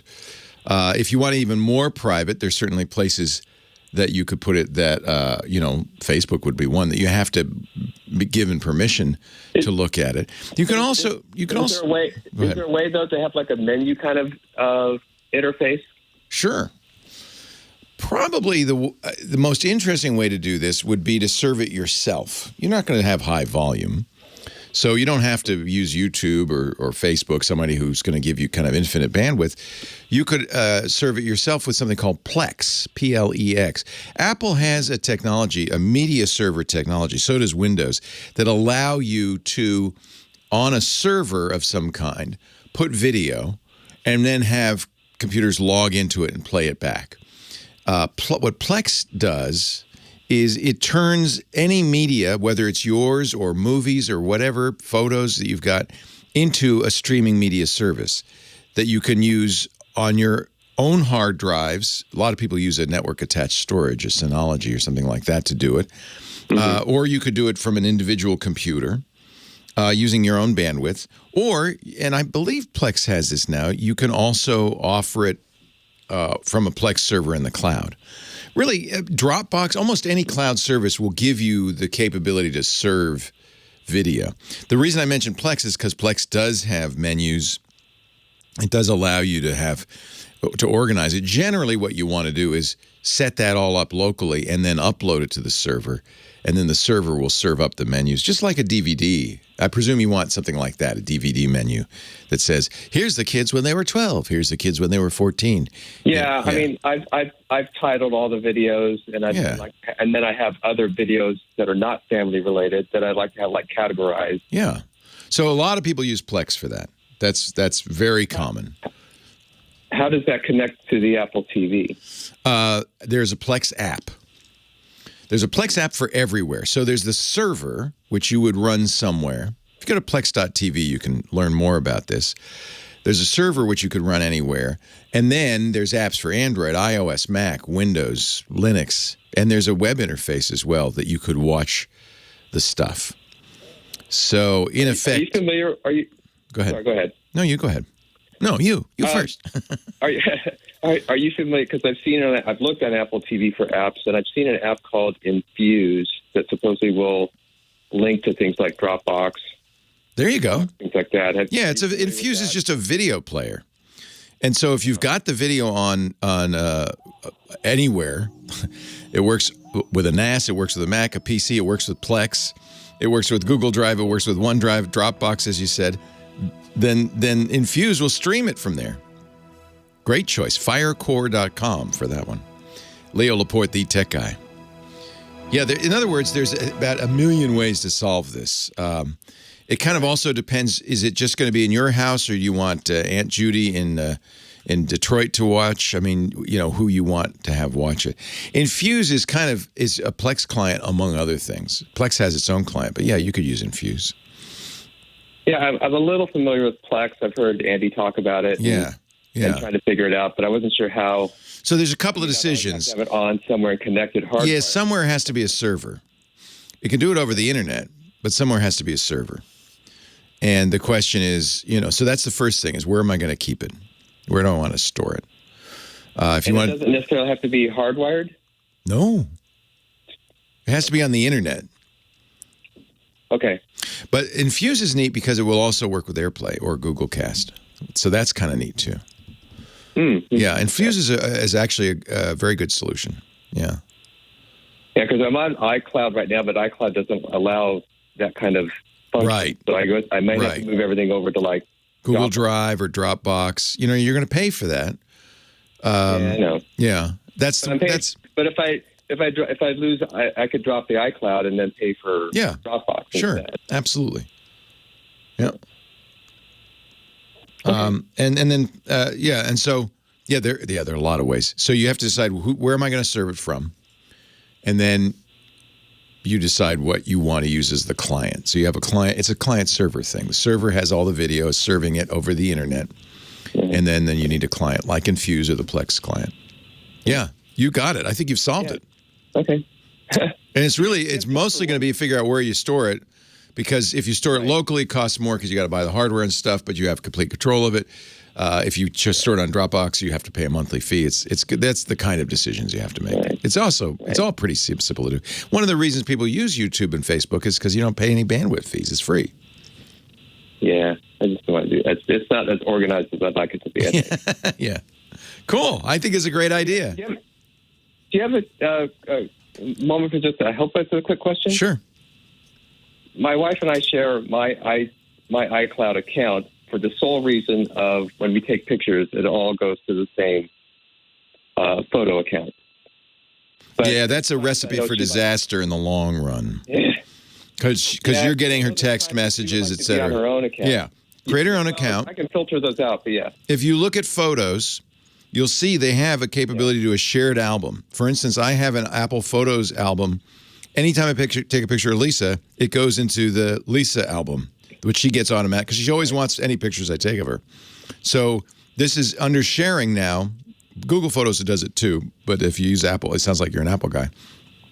iPhotos, or what they call Photos now, will totally do this. You just create albums that are automatic. So it would automatically upload. Yeah. You can set up to automatically upload to that. Yeah. server. You don't have to. And it's shared with her Apple account, so she has access to it just like you do. So I have it set so when anybody in my family, because it has face recognition, when anybody in my family is in a picture, it automatically shares this to my family photo album, which is then shared automatically to everybody in the family. And they all have different accounts. So any shared photo, or photo I take or photo she takes, if we had separate iCloud accounts. You can set that up. That's right. Yep. Okay. Yep. I'll check that out. I do that because Lisa says every time I take a picture of her, give me that, give me that, give me that. So it's all in your iPhotos. It's all there. All right, great. All right. Take care. Thank you. Sure, anytime. No sirree. Keep that Kodachrome. Keep that camera. It's time to talk photography with Chris Marquardt, my personal photo sensei at sensei.photo, SENSEAI.photo. Hello, Chris. Good to see you. Hello. I'm not sure we're going to talk about photography today, though. Images instead. Well, images instead. So here's the thing. There's this whole new breed of computer systems coming out right now that is, we call them art generators or image generators. The one that's been fairly viral so far is called DALL-E. By OpenAI, and those are systems that you give a prompt, you put some text in, ask it what kind of picture you want, and it spits out the picture. It's a little eerie. You've probably seen them on Twitter. If you look around, you'll see a lot of DALL-E, DALL-E pictures. They're a little eerie, but it's still eerie. Cool. It's eerie from a few perspectives because, I mean, some of those pictures, especially when you create faces of people, might look a bit weird. But then it's also eerie in a way that it is probably going to replace a few people over time because it can do the job of, let's say, it's probably a bit of a threat for stock photography, at least a certain kind of that. But still, I mean, I'm having a lot of fun playing with the system. And it's in beta right now, so but it is accessible. You can create pictures, and you can actually use them now. Let's just dive right in. So the things that you can do with it are really interesting because it allows you to, do things that would be hard to photograph. For example, really absurd stuff here. What is this? I have an example of it's a steak. It's a steak with a cold grill, so it has icicles hanging off of it, just coming from the fire. So you give it a text prompt, and it generates an image based on it. What the text prompt was? A steak with the text prompt for this was a steak over hot coal with icicles hanging off of it. And it took me a few tries to get to that example, to get to that result, but it is hysterical. This is what came out. It doesn't always really understand what you want. So I tried to make a Totoro mugshot, which resulted in a whole bunch of different Totoro-shaped mugs. So it did not really do what I wanted. But look at those materials. Look at those surfaces. That is... Well, it looks like they really exist. It looks like they really exist. And that's what's a little scary about this. Because they didn't. They exist only in the mind of a computer. The other thing you can see on this picture is that DALL-E is really bad with text. So it tried to put Totoro on the mugs on some of them, and Torato, it just doesn't do text well. So that's an easy way to spot some of those. But you can also go artsy, do paintings, do drawings, and these kind of things. This is an example of a girl holding an umbrella standing in front of some cityscape, which I'm happy with that result. Again, took a couple of tries. You have to iterate. You have to reprogram your brain a bit as a visual artist. I personally. I like to see what's there and let myself be influenced from that. Now I have to spell things out. I have to build prompts that are very descriptive and that get me to where I want. And it takes iterations. It's not like a typically not a one-shot thing. Can you modify If you try an them. existing one? Can you say, okay, that's good, but can you change the height of the buildings, or do you have to start from scratch each time? Not even in that detail, but what you would do is you would create it creates 4 every time you put a prompt in. It creates 4 different ones or slightly different ones, and then you end up with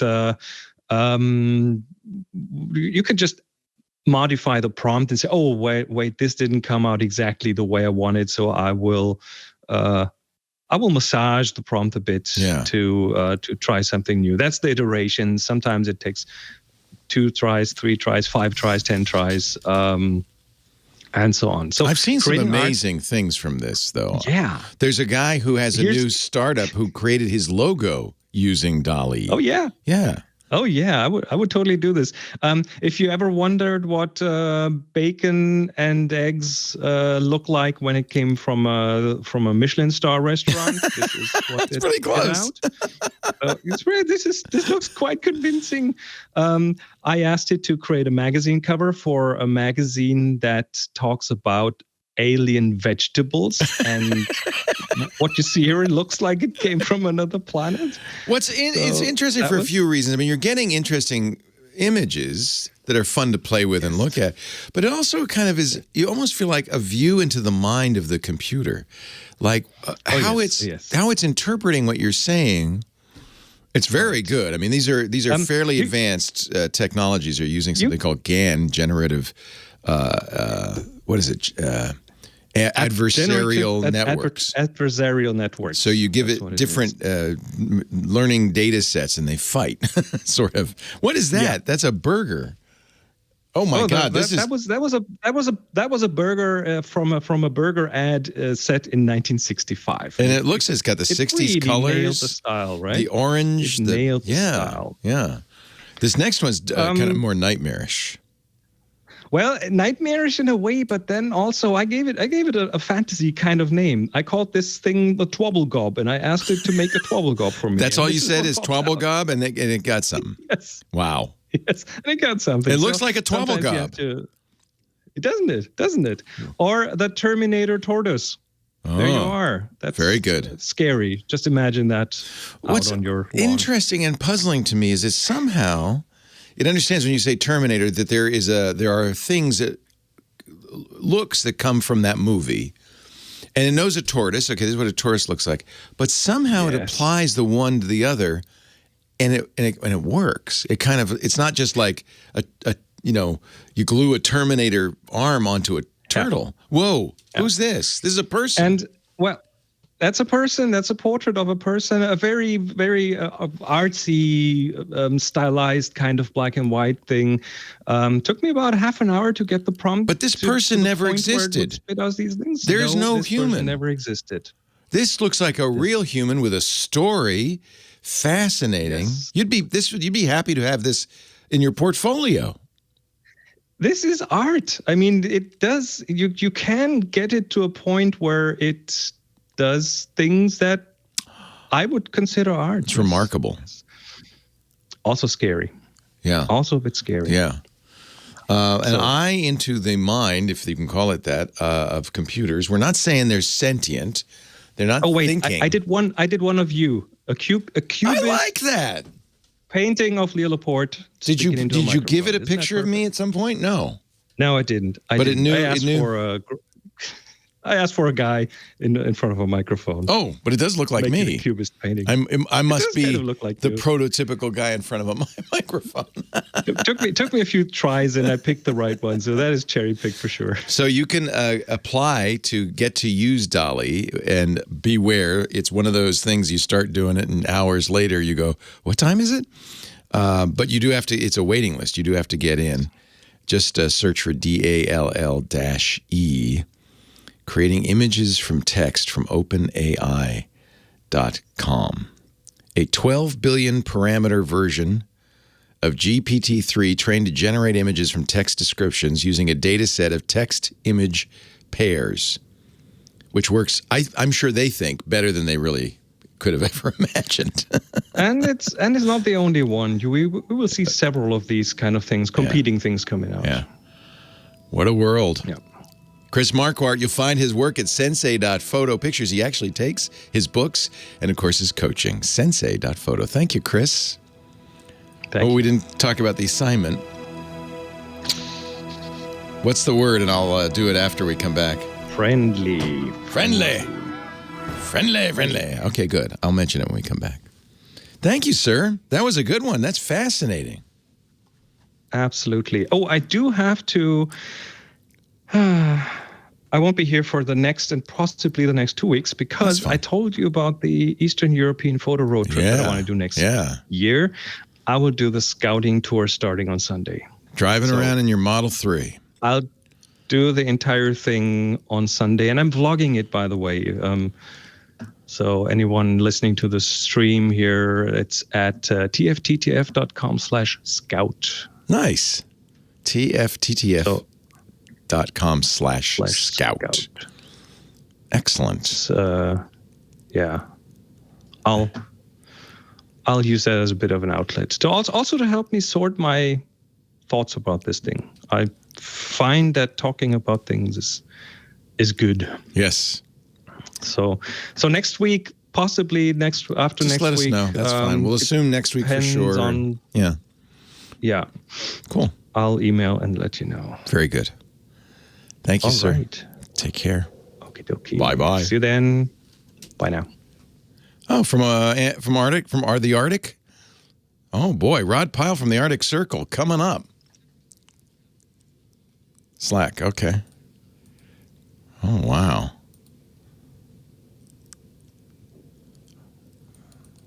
That is so cool. Wow.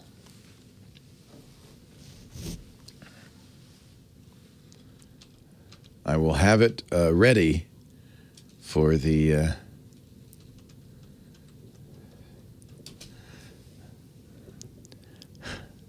sat phone.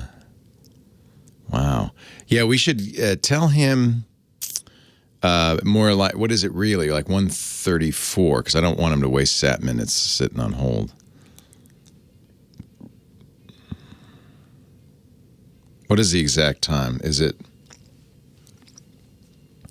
Laura, when's the exact return on the bottom of the hour? Okay. So have him call it 32:30. No, 30. Have him call it 33. And then I can say, we are attempting to raise Rod Pyle via satellite phone. Yeah. Yeah, it'd be fun. Wow. He is up there. He is at Svalbard latitude. Leo Laporte, the tech guy. Just in case you are playing the home version of our Chris Marquardt photo game, every month Chris gives us an assignment, asks you to take pictures illustrating a word or an idea, and then uploading those to Flickr. Our word of the month is friendly. So take a picture illustrating the idea friendly, upload it to Flickr.com. That's free. It's a photo sharing site. And then join the Tech Guy group and submit it. Renee Silverman, our Tech Guy group moderator, will thank you. Make sure you tag it, though, TG Friendlies. That way Renee knows it's for that assignment. TG Friendly. We'll put it in a photo album. And in a few weeks, Chris will review them and pick 3, and you'll be famous on the radio. Friendly is the topic for Chris's photo assignment. In a little program note, about 45 minutes to an hour, we're going to go to the Arctic Circle. Rod Pyle, our space guy, I thought he was going to be taking the month off because he is traveling up north to the North Pole. But he just messaged us via satellite phone, not cell phone, satellite phone. And he is way up north, but he's going to try to call us in about an hour. So 1:32 Pacific, 4:32 Eastern. We will talk to Rod Pyle in the Arctic Circle. That should be interesting. Our space guy. There's lots of space news, not just the chorizo in space. There's other stuff. Keith is on the line from Portland, Oregon. Hello, Keith. Hey, Leo. How are you? I'm great. Welcome. Thanks for hanging on. First time, long time. Yay. So I got CenturyLink, the fiber network, and they give you, their wireless router. Nice. that, and I wanted a little bit more, so I went to Amazon and I picked a TP-Link Archer 1. It's the most popular one there on Amazon. Yeah, that's because Wirecutter, the New York Times review site, picks it often as their #1 Wi-Fi router. So it's a good choice, the Archer. Yeah. I wish I could get it to work. I've tried. Well, this is going to be an issue because of the CenturyLink. So the CenturyLink, because it is fiber, has to have a special box on the fiber to turn it into Ethernet. Is there just one box, or are there two boxes? No, it's just one box. It's the ONT, I think. Yes, that's what they call it. Yep. So you got the ONT, and that probably has a router built into it, right? No, then I bring that to there. It looks like one of those Mac trash cans. Actually, it's white. Got it. Okay. And and I hardwire my laptop into it, and it works fine. But when and I've learned through the forums and everything, you have to go into the CenturyLink settings, wireless, and change a few things. The 201 and 202, you have to change some VTech things. So you have, is it a C4000? Is that the router that they've given you? Actually, that's the modem. I'm looking at CenturyLink's guides. It is. So what you'll need to do is almost always, if you want to use your own router with this kind of thing, sometimes you can just unplug their. If what they've given you is just pure router, you could plug the ONT into your own router. Have you tried that route, so to speak? Yes, I have. And that did not work. I can actually get it up.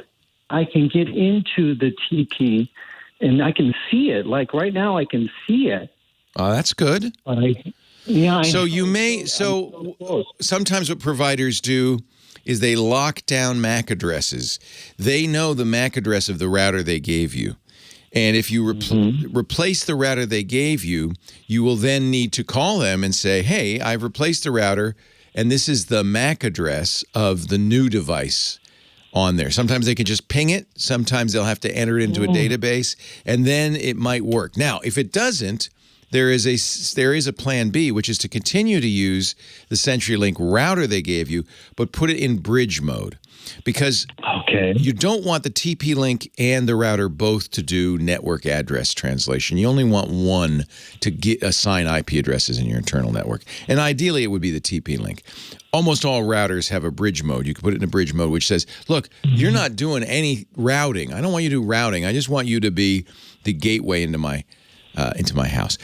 That may be easiest because it shouldn't require a call to CenturyLink, but it probably isn't going to be as efficient a setup as just putting replacing their router with a TP-Link. So that's what I would do, is call them and say, hey, look, I'd like to use my own router. May I? I have made the call, and I told them, and it didn't help. Did they say okay? Yeah, they said okay. I'm not alone. When you search it up on the internet, there's other people like me having similar issues. What did they? So they said okay, you can bring your own router, and you told them the make and model of the router, right? Yeah. And then did they ask for the MAC address? I don't think so. No, they may not need it. Sometimes they can just ping it, and then they go, oh yeah, there's a new device. Yeah, they could see it. I'm like right now when I look at the Archer settings, I can see my Archer X21. I'm looking at their site. Okay. So they're using PPOE. So did they give you login and password? Yep. I've got that from them. And so this is a little bit a callback to the good old days, where in order to get onto an internet service, you had to have a login. They use PPOE, VPI, VCI. You'll need credentials for that, which then the TP-Link has to understand that such things exist and let you enter the credentials. Did you find somewhere on the TP-Link that would let you enter those credentials? Gosh, I think so. When I'm Is this DSL? Let me see if this is. So they're saying this is the DSL. It is an old DSL technology. Maybe this is not for fiber. I apologize. Yeah. Let me look back. But they did give you some credentials, right? Right. It's PPOE. They did. And yeah. And then the username that CenturyLink gives me is my name and a couple numbers and a password. And I've got that entered into the TP-Link wireless router settings. So I'm pretty far. I'm just one step away. I feel so close. So I'm looking at an article from metageek.com. I don't know if you found that does mention this transparent bridging mode. So that's the two ways to do it. I'm not it's hard for me. Yeah. Many ISPs like CenturyLink will either sell you a modem router combo. It includes both a DSL or fiber modem, that's the ONT, and a wireless router, but it's not, in your case, all in one box. It's in two separate boxes. Is that right? Yeah, the ONT is next to the wall, and then I've got the white little trash can thing. Yeah. But which I think is a Zycel modem, if I'm identifying it correctly. I'm not sure what is going on. Probably we're going to punt and go back to the bridge mode. So, I also wonder if I should just I've been messing with it so much, whether I should just reset everything. Yeah, that's always a good idea. I'm thinking if you could from scratch. Yeah, use the device that they gave you, both devices, the ONT and the router. And then attach the TP-Link to the router, and then put the router in bridge mode. I think is going to be probably the simplest, since you've already tried this logging in with their PPOE credentials and it didn't work. I'm wondering, it's because their device, their router has those credentials and logs in for you. It does that part. I can see it doing that. Plug that in. It works fine. Yeah. When you do put in your TP-Link, when you put the Archer directly onto their ONT, the Archer sees internet. Does it all the lights light up properly? Oh yeah. I'm full green. So that's good. Maybe there isn't an issue here. Maybe it's somehow getting that to do the right thing in the Wi-Fi. Hold on a sec. Leo Laporte, the tech guy.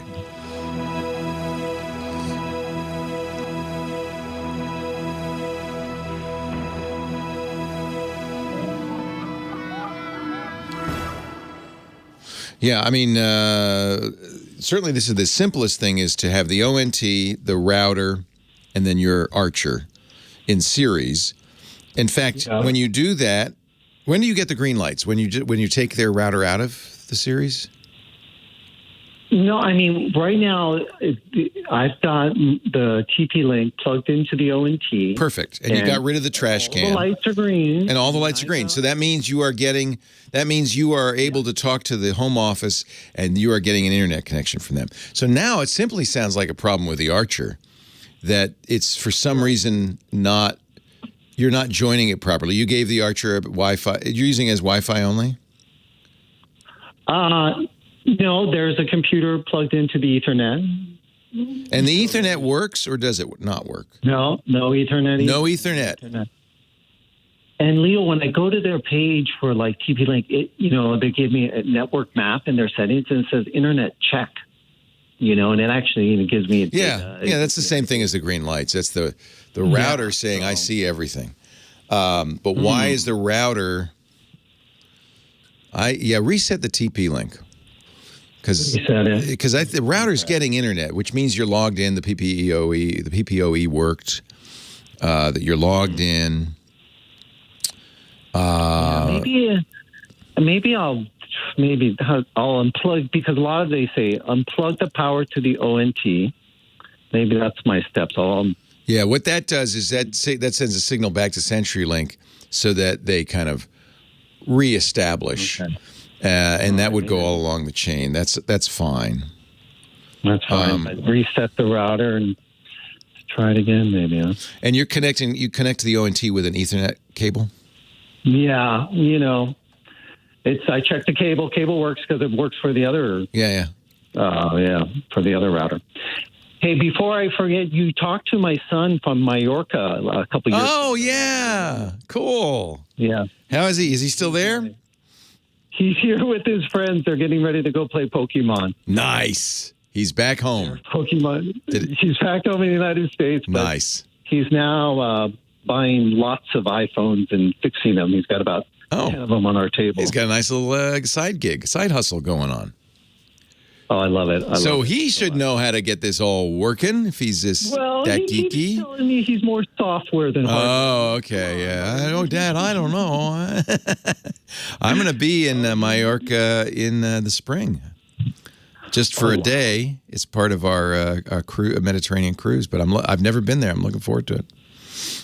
We spent 8 months there, I think. It was great. Beautiful. Oh. Yeah, beautiful. The kalas is what they call them. They're like little coves. Oh, you go to the kalas. Crystal clear water. Oh, I can't wait. Yeah, I've never been. Well, I've never been. We spent a lot of time on Malta, which I loved, but we didn't get to Palma. So I'm looking forward to going across the bay a little bit and seeing that. Oh, man. I can't wait to get back there. Yeah. So I think this is solvable. I think it's one of those things where you just keep trying stuff. There's two ways to do it. As we said, you could keep the trash can in series and just bridge. You put it in bridge mode. That might be the easiest. Then you'd have to turn off PPOE on the TP-Link. It would just be a regular router. Well, I'm going to give it another Since try. you're getting all the greens, I feel like you're inches away. It's just getting that TP-Link, getting that to somehow do the routing. Something's turned off in the TP-Link, I think. And I can even get where, people can see the network. I made a network and people can see it. Oh. So it's broadcasting. Look at your DNS settings then. Maybe in the TP-Link. Make sure your DNS is set for either the DNS provided to you by CenturyLink or one of the third-party DNSs, like try 9.9.9.9. That sounds like a DNS issue. You've got internet. You just can't surf. You can't go out. That sounds like a DNS issue. DNS. All right. Thank you so much. You're welcome. Good luck. All right. All right. Give my regards to your boy. Okay, bye-bye. Take care. Well, hey, how are you today? Leo Laporte here, the tech guy. Yes, it's time to talk computers and the internet and home theater, digital photography, smartphones, smartwatches, blockchain, Bitcoin, NFTs, anything on your minds. 8888 Ask Leo, the phone number, 888-827-5536. Toll free from anywhere in the U.S. or Canada outside that area. Certainly, you could still call. But you have to use Skype or something like that. Skype out so that you can do it for free. 8888 Ask Leo, the phone number. Lines are open. Tom on the line from Hawaii. Hello, Tom. Good morning, Leo. Good morning. I've talked with you before. Aloha. Aloha. I'm listening. I'm out here on the North Shore of Oahu, looking at Mount Ka'ala out my window. It's very nice. Beautiful. I'm listening on KFI with my legacy, outdated Grace Mondo internet radio.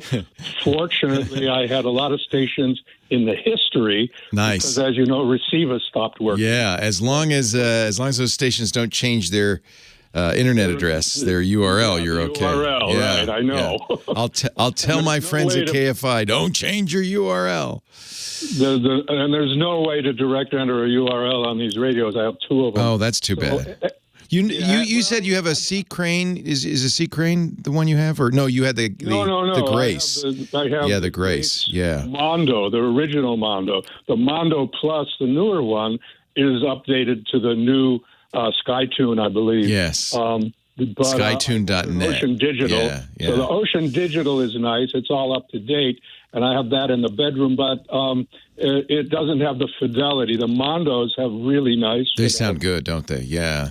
Yeah. I gave my mom a Grace some years ago, and sure, it's not going to work anymore now that Receiva is. Well, if it's in the history, you have to go to My Stuff History. So any station that she ever used will still be there most likely, but you have to go to history every time to find it and tune it in. Yep. A reason I mentioned C. Crane is that they understood this problem and they actually provided upgrades for people with older radios. They now use SkyTune for everything. Yeah. All Grace did is offer a discount, and then when you try to use the discount, we don't have any available. Oh, thanks a lot. Full price. Thanks a lot. So I thought, you know what? I'll go get an Ocean Digital. That'll work. Good. So anyway, my problem is this: I have a T-Mobile branded unlocked LG G8 thin-Q phone, which is a great phone. My previous LG had a better camera, but this one's great. And it's operating on Android 11. It has a December update. The phone is current. I checked it. I'm using Simple Mobile as the carrier, which I understand was recently purchased by Verizon. And for the last 10 days, I've been going nuts on the internet. All of a sudden, my keyboard changed, whereas the characters on either side of the space bar I had assigned to the ones I wanted according to the phone instructions. You open up one section and you drag the whatever it is you want to that location, and there you go. So 10 days ago, all of a sudden, it switched to question mark and period, which I hardly ever use. So I've been trying to change it for the last 10 days, doing internet searches with every possible, nomenclature question mark, and I can't find. And your previous method of changing those keys no longer works. It's no longer works. And also at the same time, I used to be able to, when I block a number, I used to be able to go into the phone and see a list of blocked numbers. Can't find it. You put blocked numbers into the search of settings, and no results. So I'm going, what happened? I downloaded Gboard, so I thought, okay, there's a problem with the LG keyboard. Download Gboard, same issue. You can't change those two keys. Yeah, I suspect what happened, remember that it's an Android phone, and even though LG has gotten out of the business, they have kind of said, yeah, we'll keep updating it for a while. Sounds like you got an update that changed its capabilities and hid some stuff. Which is too bad. What you want is a programmable keyboard, essentially. So that was another reason. Like I said, I got the Gboard, and I thought, I should be able to do it. And same thing. Gboard's Google's version, but I don't know if it's programmable in that way. Yeah, it didn't work. There are a variety of third-party keyboards. That's one of the nicest things. This is something, that Android's done from day one, which is allow you to install third-party keyboards. And so there are many other third-party keyboards that it will, in fact, allow you to program keys and so forth. So what's a good one that's not going to be, I like the QWERTY keyboard that I've been using. I'm used to it. So I want something similar that'll allow me to be able to assign those two keys. That's the only issue. And what happened to the block numbers? I have no idea. I'm going, well, wait a minute. Yeah, they just moved things around in the settings. I'm sure they're there somewhere. That may also be the carrier. The carrier is who's storing those. So maybe the carrier is no longer making those available. So that would be Simple Mobile. Yes, probably, and that may have something to do with Verizon's acquisition, frankly. Yeah. So I don't know what's going on. All I know is, I have the same internet service. It hasn't changed, hasn't improved. Everything's the same. So maybe they're just going to own it and not change it. I am looking at a list of Android keyboards, looking for one that lets you reprogram keys, because that's what you want, right? You want the ability to say, hey, I never use the question mark. I'd like it to be something else. Right, exactly. Yeah. And I'm sure there are some. This is kind of an obvious feature. In fact, I'm kind of disappointed. So it must have been the stock LG keyboard, huh? That's what I always do since day one. They must have allowed you to do that. And I'm just... Yeah, there's an instruction of how to do it. That's really cool. I've never had that experience. So now I'm looking for another keyboard for you. When I'm texting, I use commas all the time, so I put that on the right side of the space bar. Yeah. It's easy to hit, and that's what I had. Now it's a period, and the other one's a question mark. I never use a question mark, and I hardly ever use a period. So I'm going, well, how do I put this back? And like I say, for 10 days, I've spent hours on the internet trying to find out. So next thing, I guess what you just recommended, I will... Just look for a third party. There's one called Kboard that is programmable, but it looks like the programmability is like so you could send phrases with a single keystroke. I don't think that's really what you want to do is replace the keycaps, in effect, change the keycaps. Right. And I'm sure there must be. Anybody in the chat room aware of anything like that? You never use the question mark, huh? Never. You don't ask questions, or you just don't feel the question marks needed? Occasionally, I do on WhatsApp. I have friends in Argentina, so I'll use my Spanish keyboard. Oh, the upside down question mark. Yeah. When I'm texting my friends here in the United States, I hardly ever use a keyboard. I mean, a question mark. That's why I didn't have it on there. I thought for the few times I use it, I hold the button down, it brings up the characters, and I'll hit the question mark. That's how often. I think you were lucky because I don't know of any Android phone that lets you reprogram keycaps except for the LG. That was a feature of the LG. It's weird that they've taken that away. You might re-download the LG keyboard, or maybe just simply in an update they said, well, nobody uses this. Let's take this out. Why you would take a feature out is beyond me, because there's somebody using it. I did come across a few comments about other people complaining, but no solution.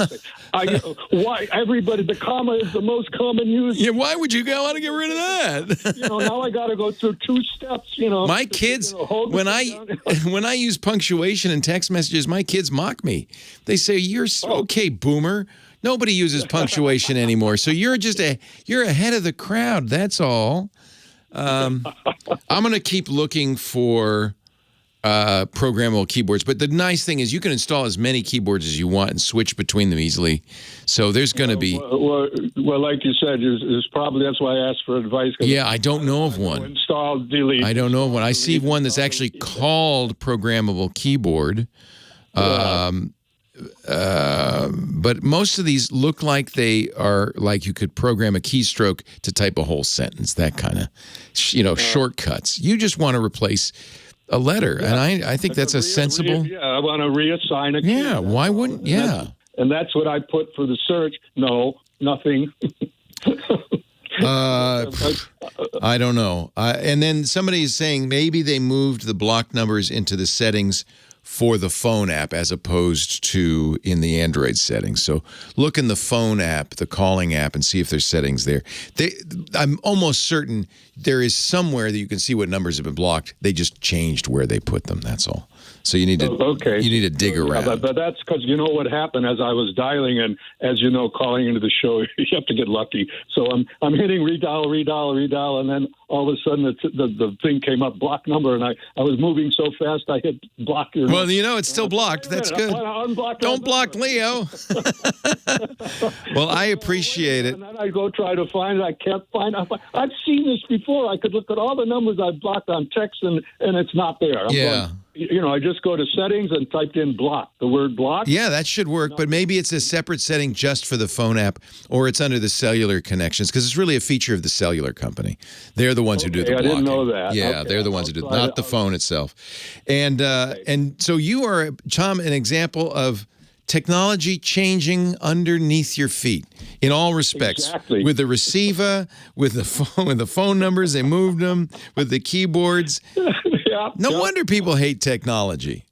Well, it's just frustrating when I've had this phone for a while, and they kept telling me other one, oh, your phone's not going to work. We're going to be updating. So I thought, okay, let me look around. I got this phone, and of course, after I get it, I'm happy with it. Except I use camera. It doesn't take sunsets like my other one does. The other phone, the LG phone was better. LG announces we're getting out of the business.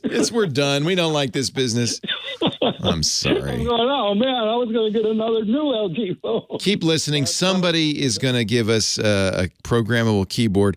I do have a link for you. We'll put in the show notes for Verizon on blocking and unblocking numbers on the thin queue. Good. It looks like you do it in contacts. Okay. I went there and looked for an issue, but I'll try it again. Yeah. I know that I get calls, random calls all the time. I don't answer the phone like some people do. If I don't recognize the number, nope. I'm with you. It's some kind of scam deal. I'm with you. They can leave a message. No message. Oh, no message within 10 or 15 minutes. Here's what I would do. I would click the phone icon, from the dial or recent tab, go hit the menu icon, which is those 3 dots in the upper right. Right. You'll see call settings in there. Inside call settings, there should be a list of call blocking and which numbers are blocked. Okay, I appreciate your time, Leo. I know. All right, Tom. Waiting on the line. I got 1 out of 3. Again sometime. At least you got in. Now you know how. Yeah, I know. Call again. Yeah, I know. I will. All right, Tom. Have a problem. Have a good one. Oh, I promise you're going to have a problem. Technology constantly pulling the rug right out from under your feet. Oh, really? You paid $250 for me to shave my head? You know, that caused major problems because I had forgotten that I was going to get married in 4 weeks. And so as a result, all my wedding pictures with Lisa have me with a shaved head. I blame you, Mike B.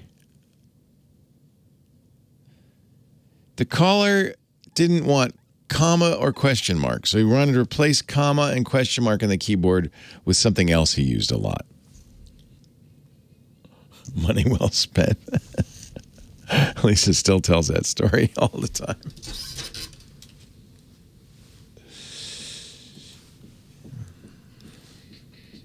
I got my motor running. I'm heading out on the highway. I was born to be mild. Leo Laporte, the tech guy. 8888, ask Leo the phone number. Spencer's on the line, a.k.a. Astro Nerd from Charlotte, North Carolina. Hello, Astro Nerd. How you doing, Leo? Why do you call yourself Astro Nerd? That's been since 95, 96. Isn't it funny? We make up these handles mostly when we're teenagers, right? On AOL's Instant Messenger. Well, I wasn't a teenager. And then you're stuck with it for years. I was an astronomy buff. Oh, well, that's okay then. That's okay. I do notice, though, in our chat room, there are a lot of people with very strange handles, and I suspect many of them thought them up as youths, like Toad Sloth and Swamp Rat. And they thought them up when they were young, and now they're stuck with them. What can I do for you, my friend Astro Nerd? Well, I was wondering if you might like some eclipse advice from time to time coming up on these next 2 solar eclipses. I would. One of them is an annular eclipse, and that's October of 23, and one of them is a total, which is April the 8th, 24. I know so many people, including our studio manager, John Slanina, whose handle from his youth is Jammer B, who make the trip to, Totality, that region of Totality, just to see it. We went down to Australia, to Cairns, Australia, about 15 years ago to see the total down there. This one's good, though, right? Because it's going to, there's a big sash right across America. Yeah, it's X marks the spot. From the annular to the total, they cross around San Antonio, Texas. Nice. But the annular eclipse is where the moon's too small to cover the sun up, so it's kind of like a test. If you will. It's just a ring around the sun. It's a ring of fire around the sun, and it's kind of a test for the one 6 months later, sort of, for the April 8th. That's really cool. Yeah. 4 minutes and 20 some odd seconds of totality. Yes. Nice. And you have to be standing in the shadow of the moon or you don't get it. Right. And we're here in California. We might get the annular, but we're not going to get the total solar eclipse. So I might have to come out east to see that. The annular, let's see, where does that cross? The annular crosses in the upper looks right. Northern California might get it. California. Yeah. More Oregon than California. Right. And Nevada gets a good bit of that annular, and the annular crosses the 4 corners of Colorado, Utah, Arizona, and New Mexico, and then goes on into Texas. Very cool. Which, do you follow eclipses? Have you gone off to see some in the past? The first one I saw was 1970, and it was up the East Coast, and I've been stuck ever since. It hooks you, doesn't it? There's something kind of magical about it. All the birds get quiet. All of a sudden, everything, it's just magical. And and because it's so rare, there's something extra special about it. Well, Spencer, stay in touch. I mean, nobody's going to probably make plans for next year yet, but maybe you should start thinking about it and stay in touch. We got a big meteor shower coming up this weekend, I think. Leo Laporte, the tech guy, more calls, and a visit to the Arctic Circle next.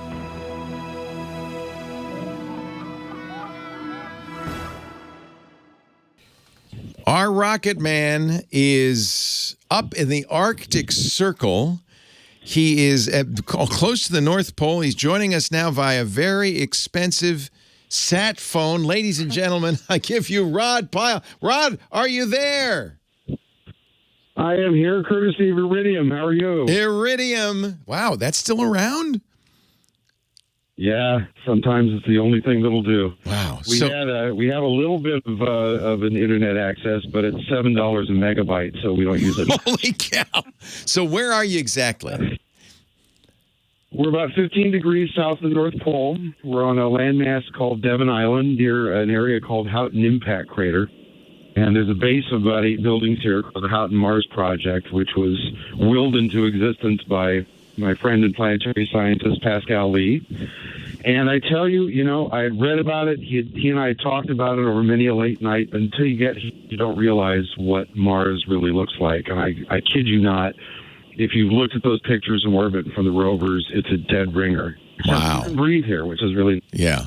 Yeah, it's incredible. So NASA goes there to simulate Mars rovers and so forth. Is that what you're doing there? There's a couple of things going on. There's a team, and I hope you can hear me. I don't think it's kind of come and go.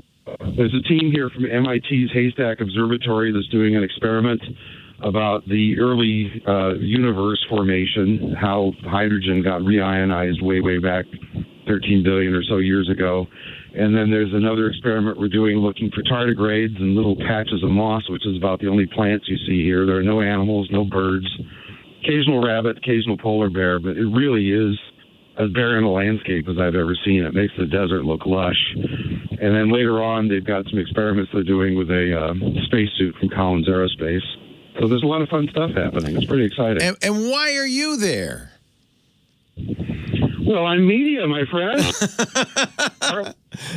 To talk to you, and I'm writing dispatches every couple of days that are going up on space.com under a series called A Month on Mars. And then when I get back, I'll be writing a series of articles for Ad Astra and probably boring you to death about my experiences. I think it's super cool. I'm so jealous. How many people in the group? There's 8. There's 4 from MIT.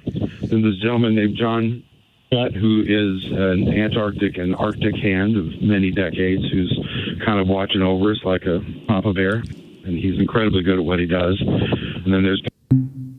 We lost him.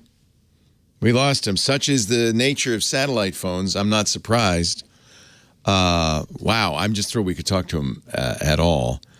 Up there, 15 degrees south of the North Pole in the Arctic Circle, doing research with NASA. Now, I'm going to keep an eye peeled, see if he calls back, but I suspect that if we lost him, it's not because he accidentally pressed the hang-up button. Much more likely. Oh, it looks like he's calling back.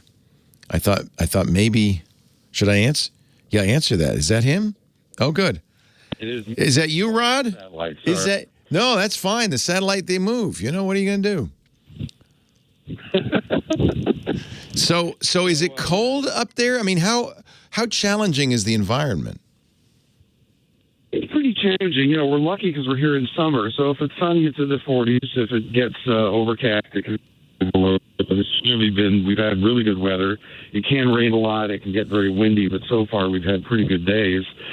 The MIT guys are out stringing up this fixed antenna that they're putting together that has 6 months. Have to lay out in a grid to detect these signals that look from the early universe. So they're suffering the worst of it. I'm back at home base talking to you and writing articles, so I have it pretty easy. But it's really, you look 360 degrees and you see landscape with a few bluffs and buttes and a lot of rolling hills and some dry plains. If you remember the Mars Phoenix lander, those little polygonal structures you saw in the soil, they look like paving stones. They're from the cold warm cycle. Those are all over the place. You see them everywhere, and anywhere from a foot across to maybe 100 feet across. But the rest of it's just rolling hills, so it's red below the horizon and bright blue above the horizon right now. And useful for geologists to kind of get an idea of what landscapes in those kind of conditions look like. Of course, it's very different because you do have an atmosphere, thank goodness. Did the sun go down at all? Did you get a night at all? Say again? Did the sun ever go down last night? No, it doesn't go down at all. So it's interesting, as it gets later in the day, the sun does close on the horizon, and the sky gets almost, if you remember the solar eclipses you've seen, it gets almost that kind of pearlescent color. Neat. And everything gets very red, so it kind of adds to the drama. But if you get up at 2 or 3 a.m. to relieve yourself and you open the door, it's still bright sunshine outside. Yeah. It's a little disorienting. It's like the sun bounces off the horizon and comes back up. Yeah, exactly. So it just moves in this big circle around you, and it does go up a bit. It's 25 degrees up in the sky right now, maybe 35. Very cool. And the clouds come in, and it gets. How much is this call? How much is this call costing? I don't have a firm number yet, and it depends on who you are and what team you're with and who's sponsoring you and so forth. So I'll know better when I get home. But it's as much as a deluxe cruise crossing the Atlantic. Okay, well, send me a bill, will you? You bet. And you got to. Oh, you have to someday. Oh, I would love to. In fact, Lisa, my wife, I never thought of as the adventurer, actually wants to go up that way as well. No kidding. Yeah, you're as far north as Svalbard. You're really north of here. And is this as far north as you're going to go? Yeah, I mean, we'll do traverses from here, 10, 15 kilometers out, but that's about it. And the accommodations are Spartan. We're sleeping on work tables, so we clear them off during the night, not our sleeping bags, and then during the day we clear them again. I'm in the medical tent with our safety officer. But it's kind of rough and ready. It reminds you a little bit of those Antarctic adventures in the distant past. And of course, that's been a fantasy of mine for years, so I get to live it in relative comfort and safety and with an Iridium phone. So that I like a lot. And I tell you what's really saved my in terms of messaging is I've got a GPS, one of those Garmin GPSs that has texting on it, so you can stay sane by texting people that you care about, because otherwise the complete disconnect is a bit of a shock to the system. As you can imagine. Bet. Yeah. Internet. So did you bring books? What do you do in your downtime? I've got some books on my phone. It's interesting, though. You start realizing how much shenanigans Apple and Windows do in the background. I did get onto the internet briefly to try and upload a couple of stories, and all that nonsense they do in the background that we ignore at home on broadband, suddenly you see the megabyte meter. Oh, yeah. And I think in we use 20 megabytes, and they said, unplug! Stop! So, yeah. I'll be doing a lot of reading, and we gather around the table in the old tradition of such outposts and talk and tell small tales over dinner, so it's a lot of fun. It sounds a little bit like that scene in Jaws where you're all sitting around the table on the boat talking about your war wounds. Rod Pyle. I tried a song, but they wouldn't go for it. Let's do a sea shanty, shall we? Rod Pyle from the Great North. He is calling in via Iridium satellite phone. I'm not looking forward to seeing the bill, but I am so glad to hear from you, and I'm glad you're having a good time. Keep having fun. You find Rod's work for this on space.com. He's also editor-in-chief of Ad Astra magazine, space.nss.org. You can go there, and his articles, when he gets back, will be there as well. And I look forward to getting him back on our podcast This Week in Space, because I think he'll have a lot to talk about. Maybe we'll even have a slideshow, even though it's an audio show. This Week in Space is at twit.tv/TWIS. Watch out for the polar bears. Safe travels, Rod. Will do. Thank you. See you next week. It's so great to talk to you. Rod Pyle from the North Pole. Leo Laporte, the tech guy. More calls right after this.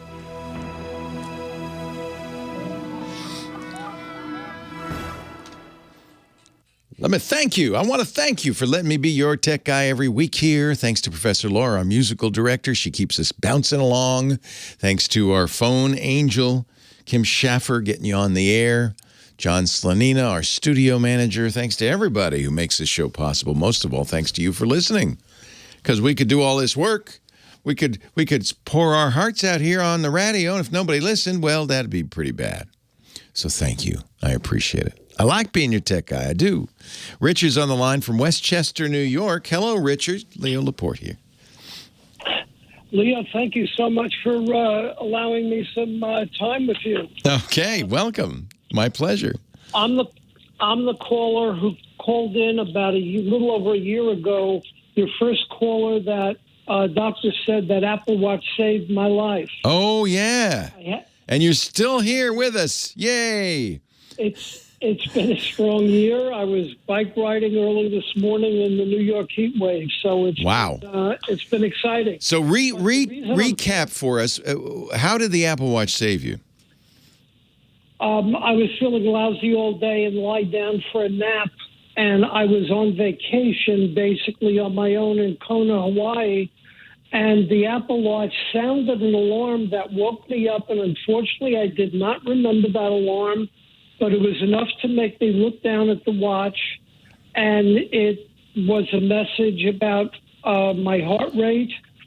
And, of course, instantly I said, that's not possible. Yeah. And I discounted it, and I used my Apple Watch to take my pulse. First one was in the 50s. Second one was in the 150. Oh. And I know enough about first aid. I said, time to get to the hospital. That's atrial fibrillation if I ever heard it. Wow.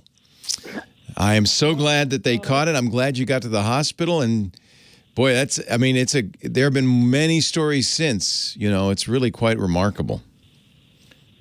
I think I heard one of the Apple news bites say that they've been getting reports once a day on how the Apple Watch is saving lives, and I believe it. Yep, it's really great. But we've had an exciting year. It's been good on the way back from all of that, and we've moved, and I have a larger space for a living room. I have an area that's maybe 20 by 30 feet. And I got to say, the Apple, the mini pods, the mini speakers. Yes. They're absolutely amazing. The HomePod Mini. The HomePod Mini. And it fills that 600 square foot space with music? How many do you have? Understand that I don't have gold-plated ears. So, they impressed me, and at the end of the day, we paid for it, and all they got to do is impress me, and I am. Good. But now I want to... I agree with you. I put one in almost every room of the house, and I'm just they're for the size remarkably good sounding. There's a rumor, Apple has an event coming up in a few weeks, sometime next month. There's a rumor that they will be announcing new HomePods. They killed the big one, which sounded really good, but I'll be curious what they do with the HomePod Mini. I'm sure there'll be something interesting. I'm very impressed with, as you walk through the house and you keep coming into the range of a different speaker audibly. Yeah, and the phone sees it and goes, hello. And it makes me smile. Yeah. It's a little weird because my phone buzzes when it sees the speaker, but I know now what's going on, so... Well, what can we do to help you in your 600 square foot great room? We call that a great room because it's so great. So I would also like to. We've used Sennheiser wireless speakers as apartment livers for most of the last 50 years, and I need to be able to project audible speakers across the room. Yes. The sound bar didn't do it. And the TV, certainly, we have an LG TV, current, one of the current models. It's not doing it for me. I realize I need something around the other side of the room. And when you say audible, do you mean audible like audio books audible, or audible as in I can hear it audible? I think of everything audible. You're not thinking of audio books, because that's the name of the audiobook company. I'm just making sure. I use, and the only reason it's a confusion for me is because I, in fact, do listen to audiobooks on my speakers all around the house. It is one of the things I'm disappointed with on the Siri HomePods, because they don't support Audible audiobooks, but you have to have an Amazon Echo device or an Echo compatible device to do that. But I do have Echo devices.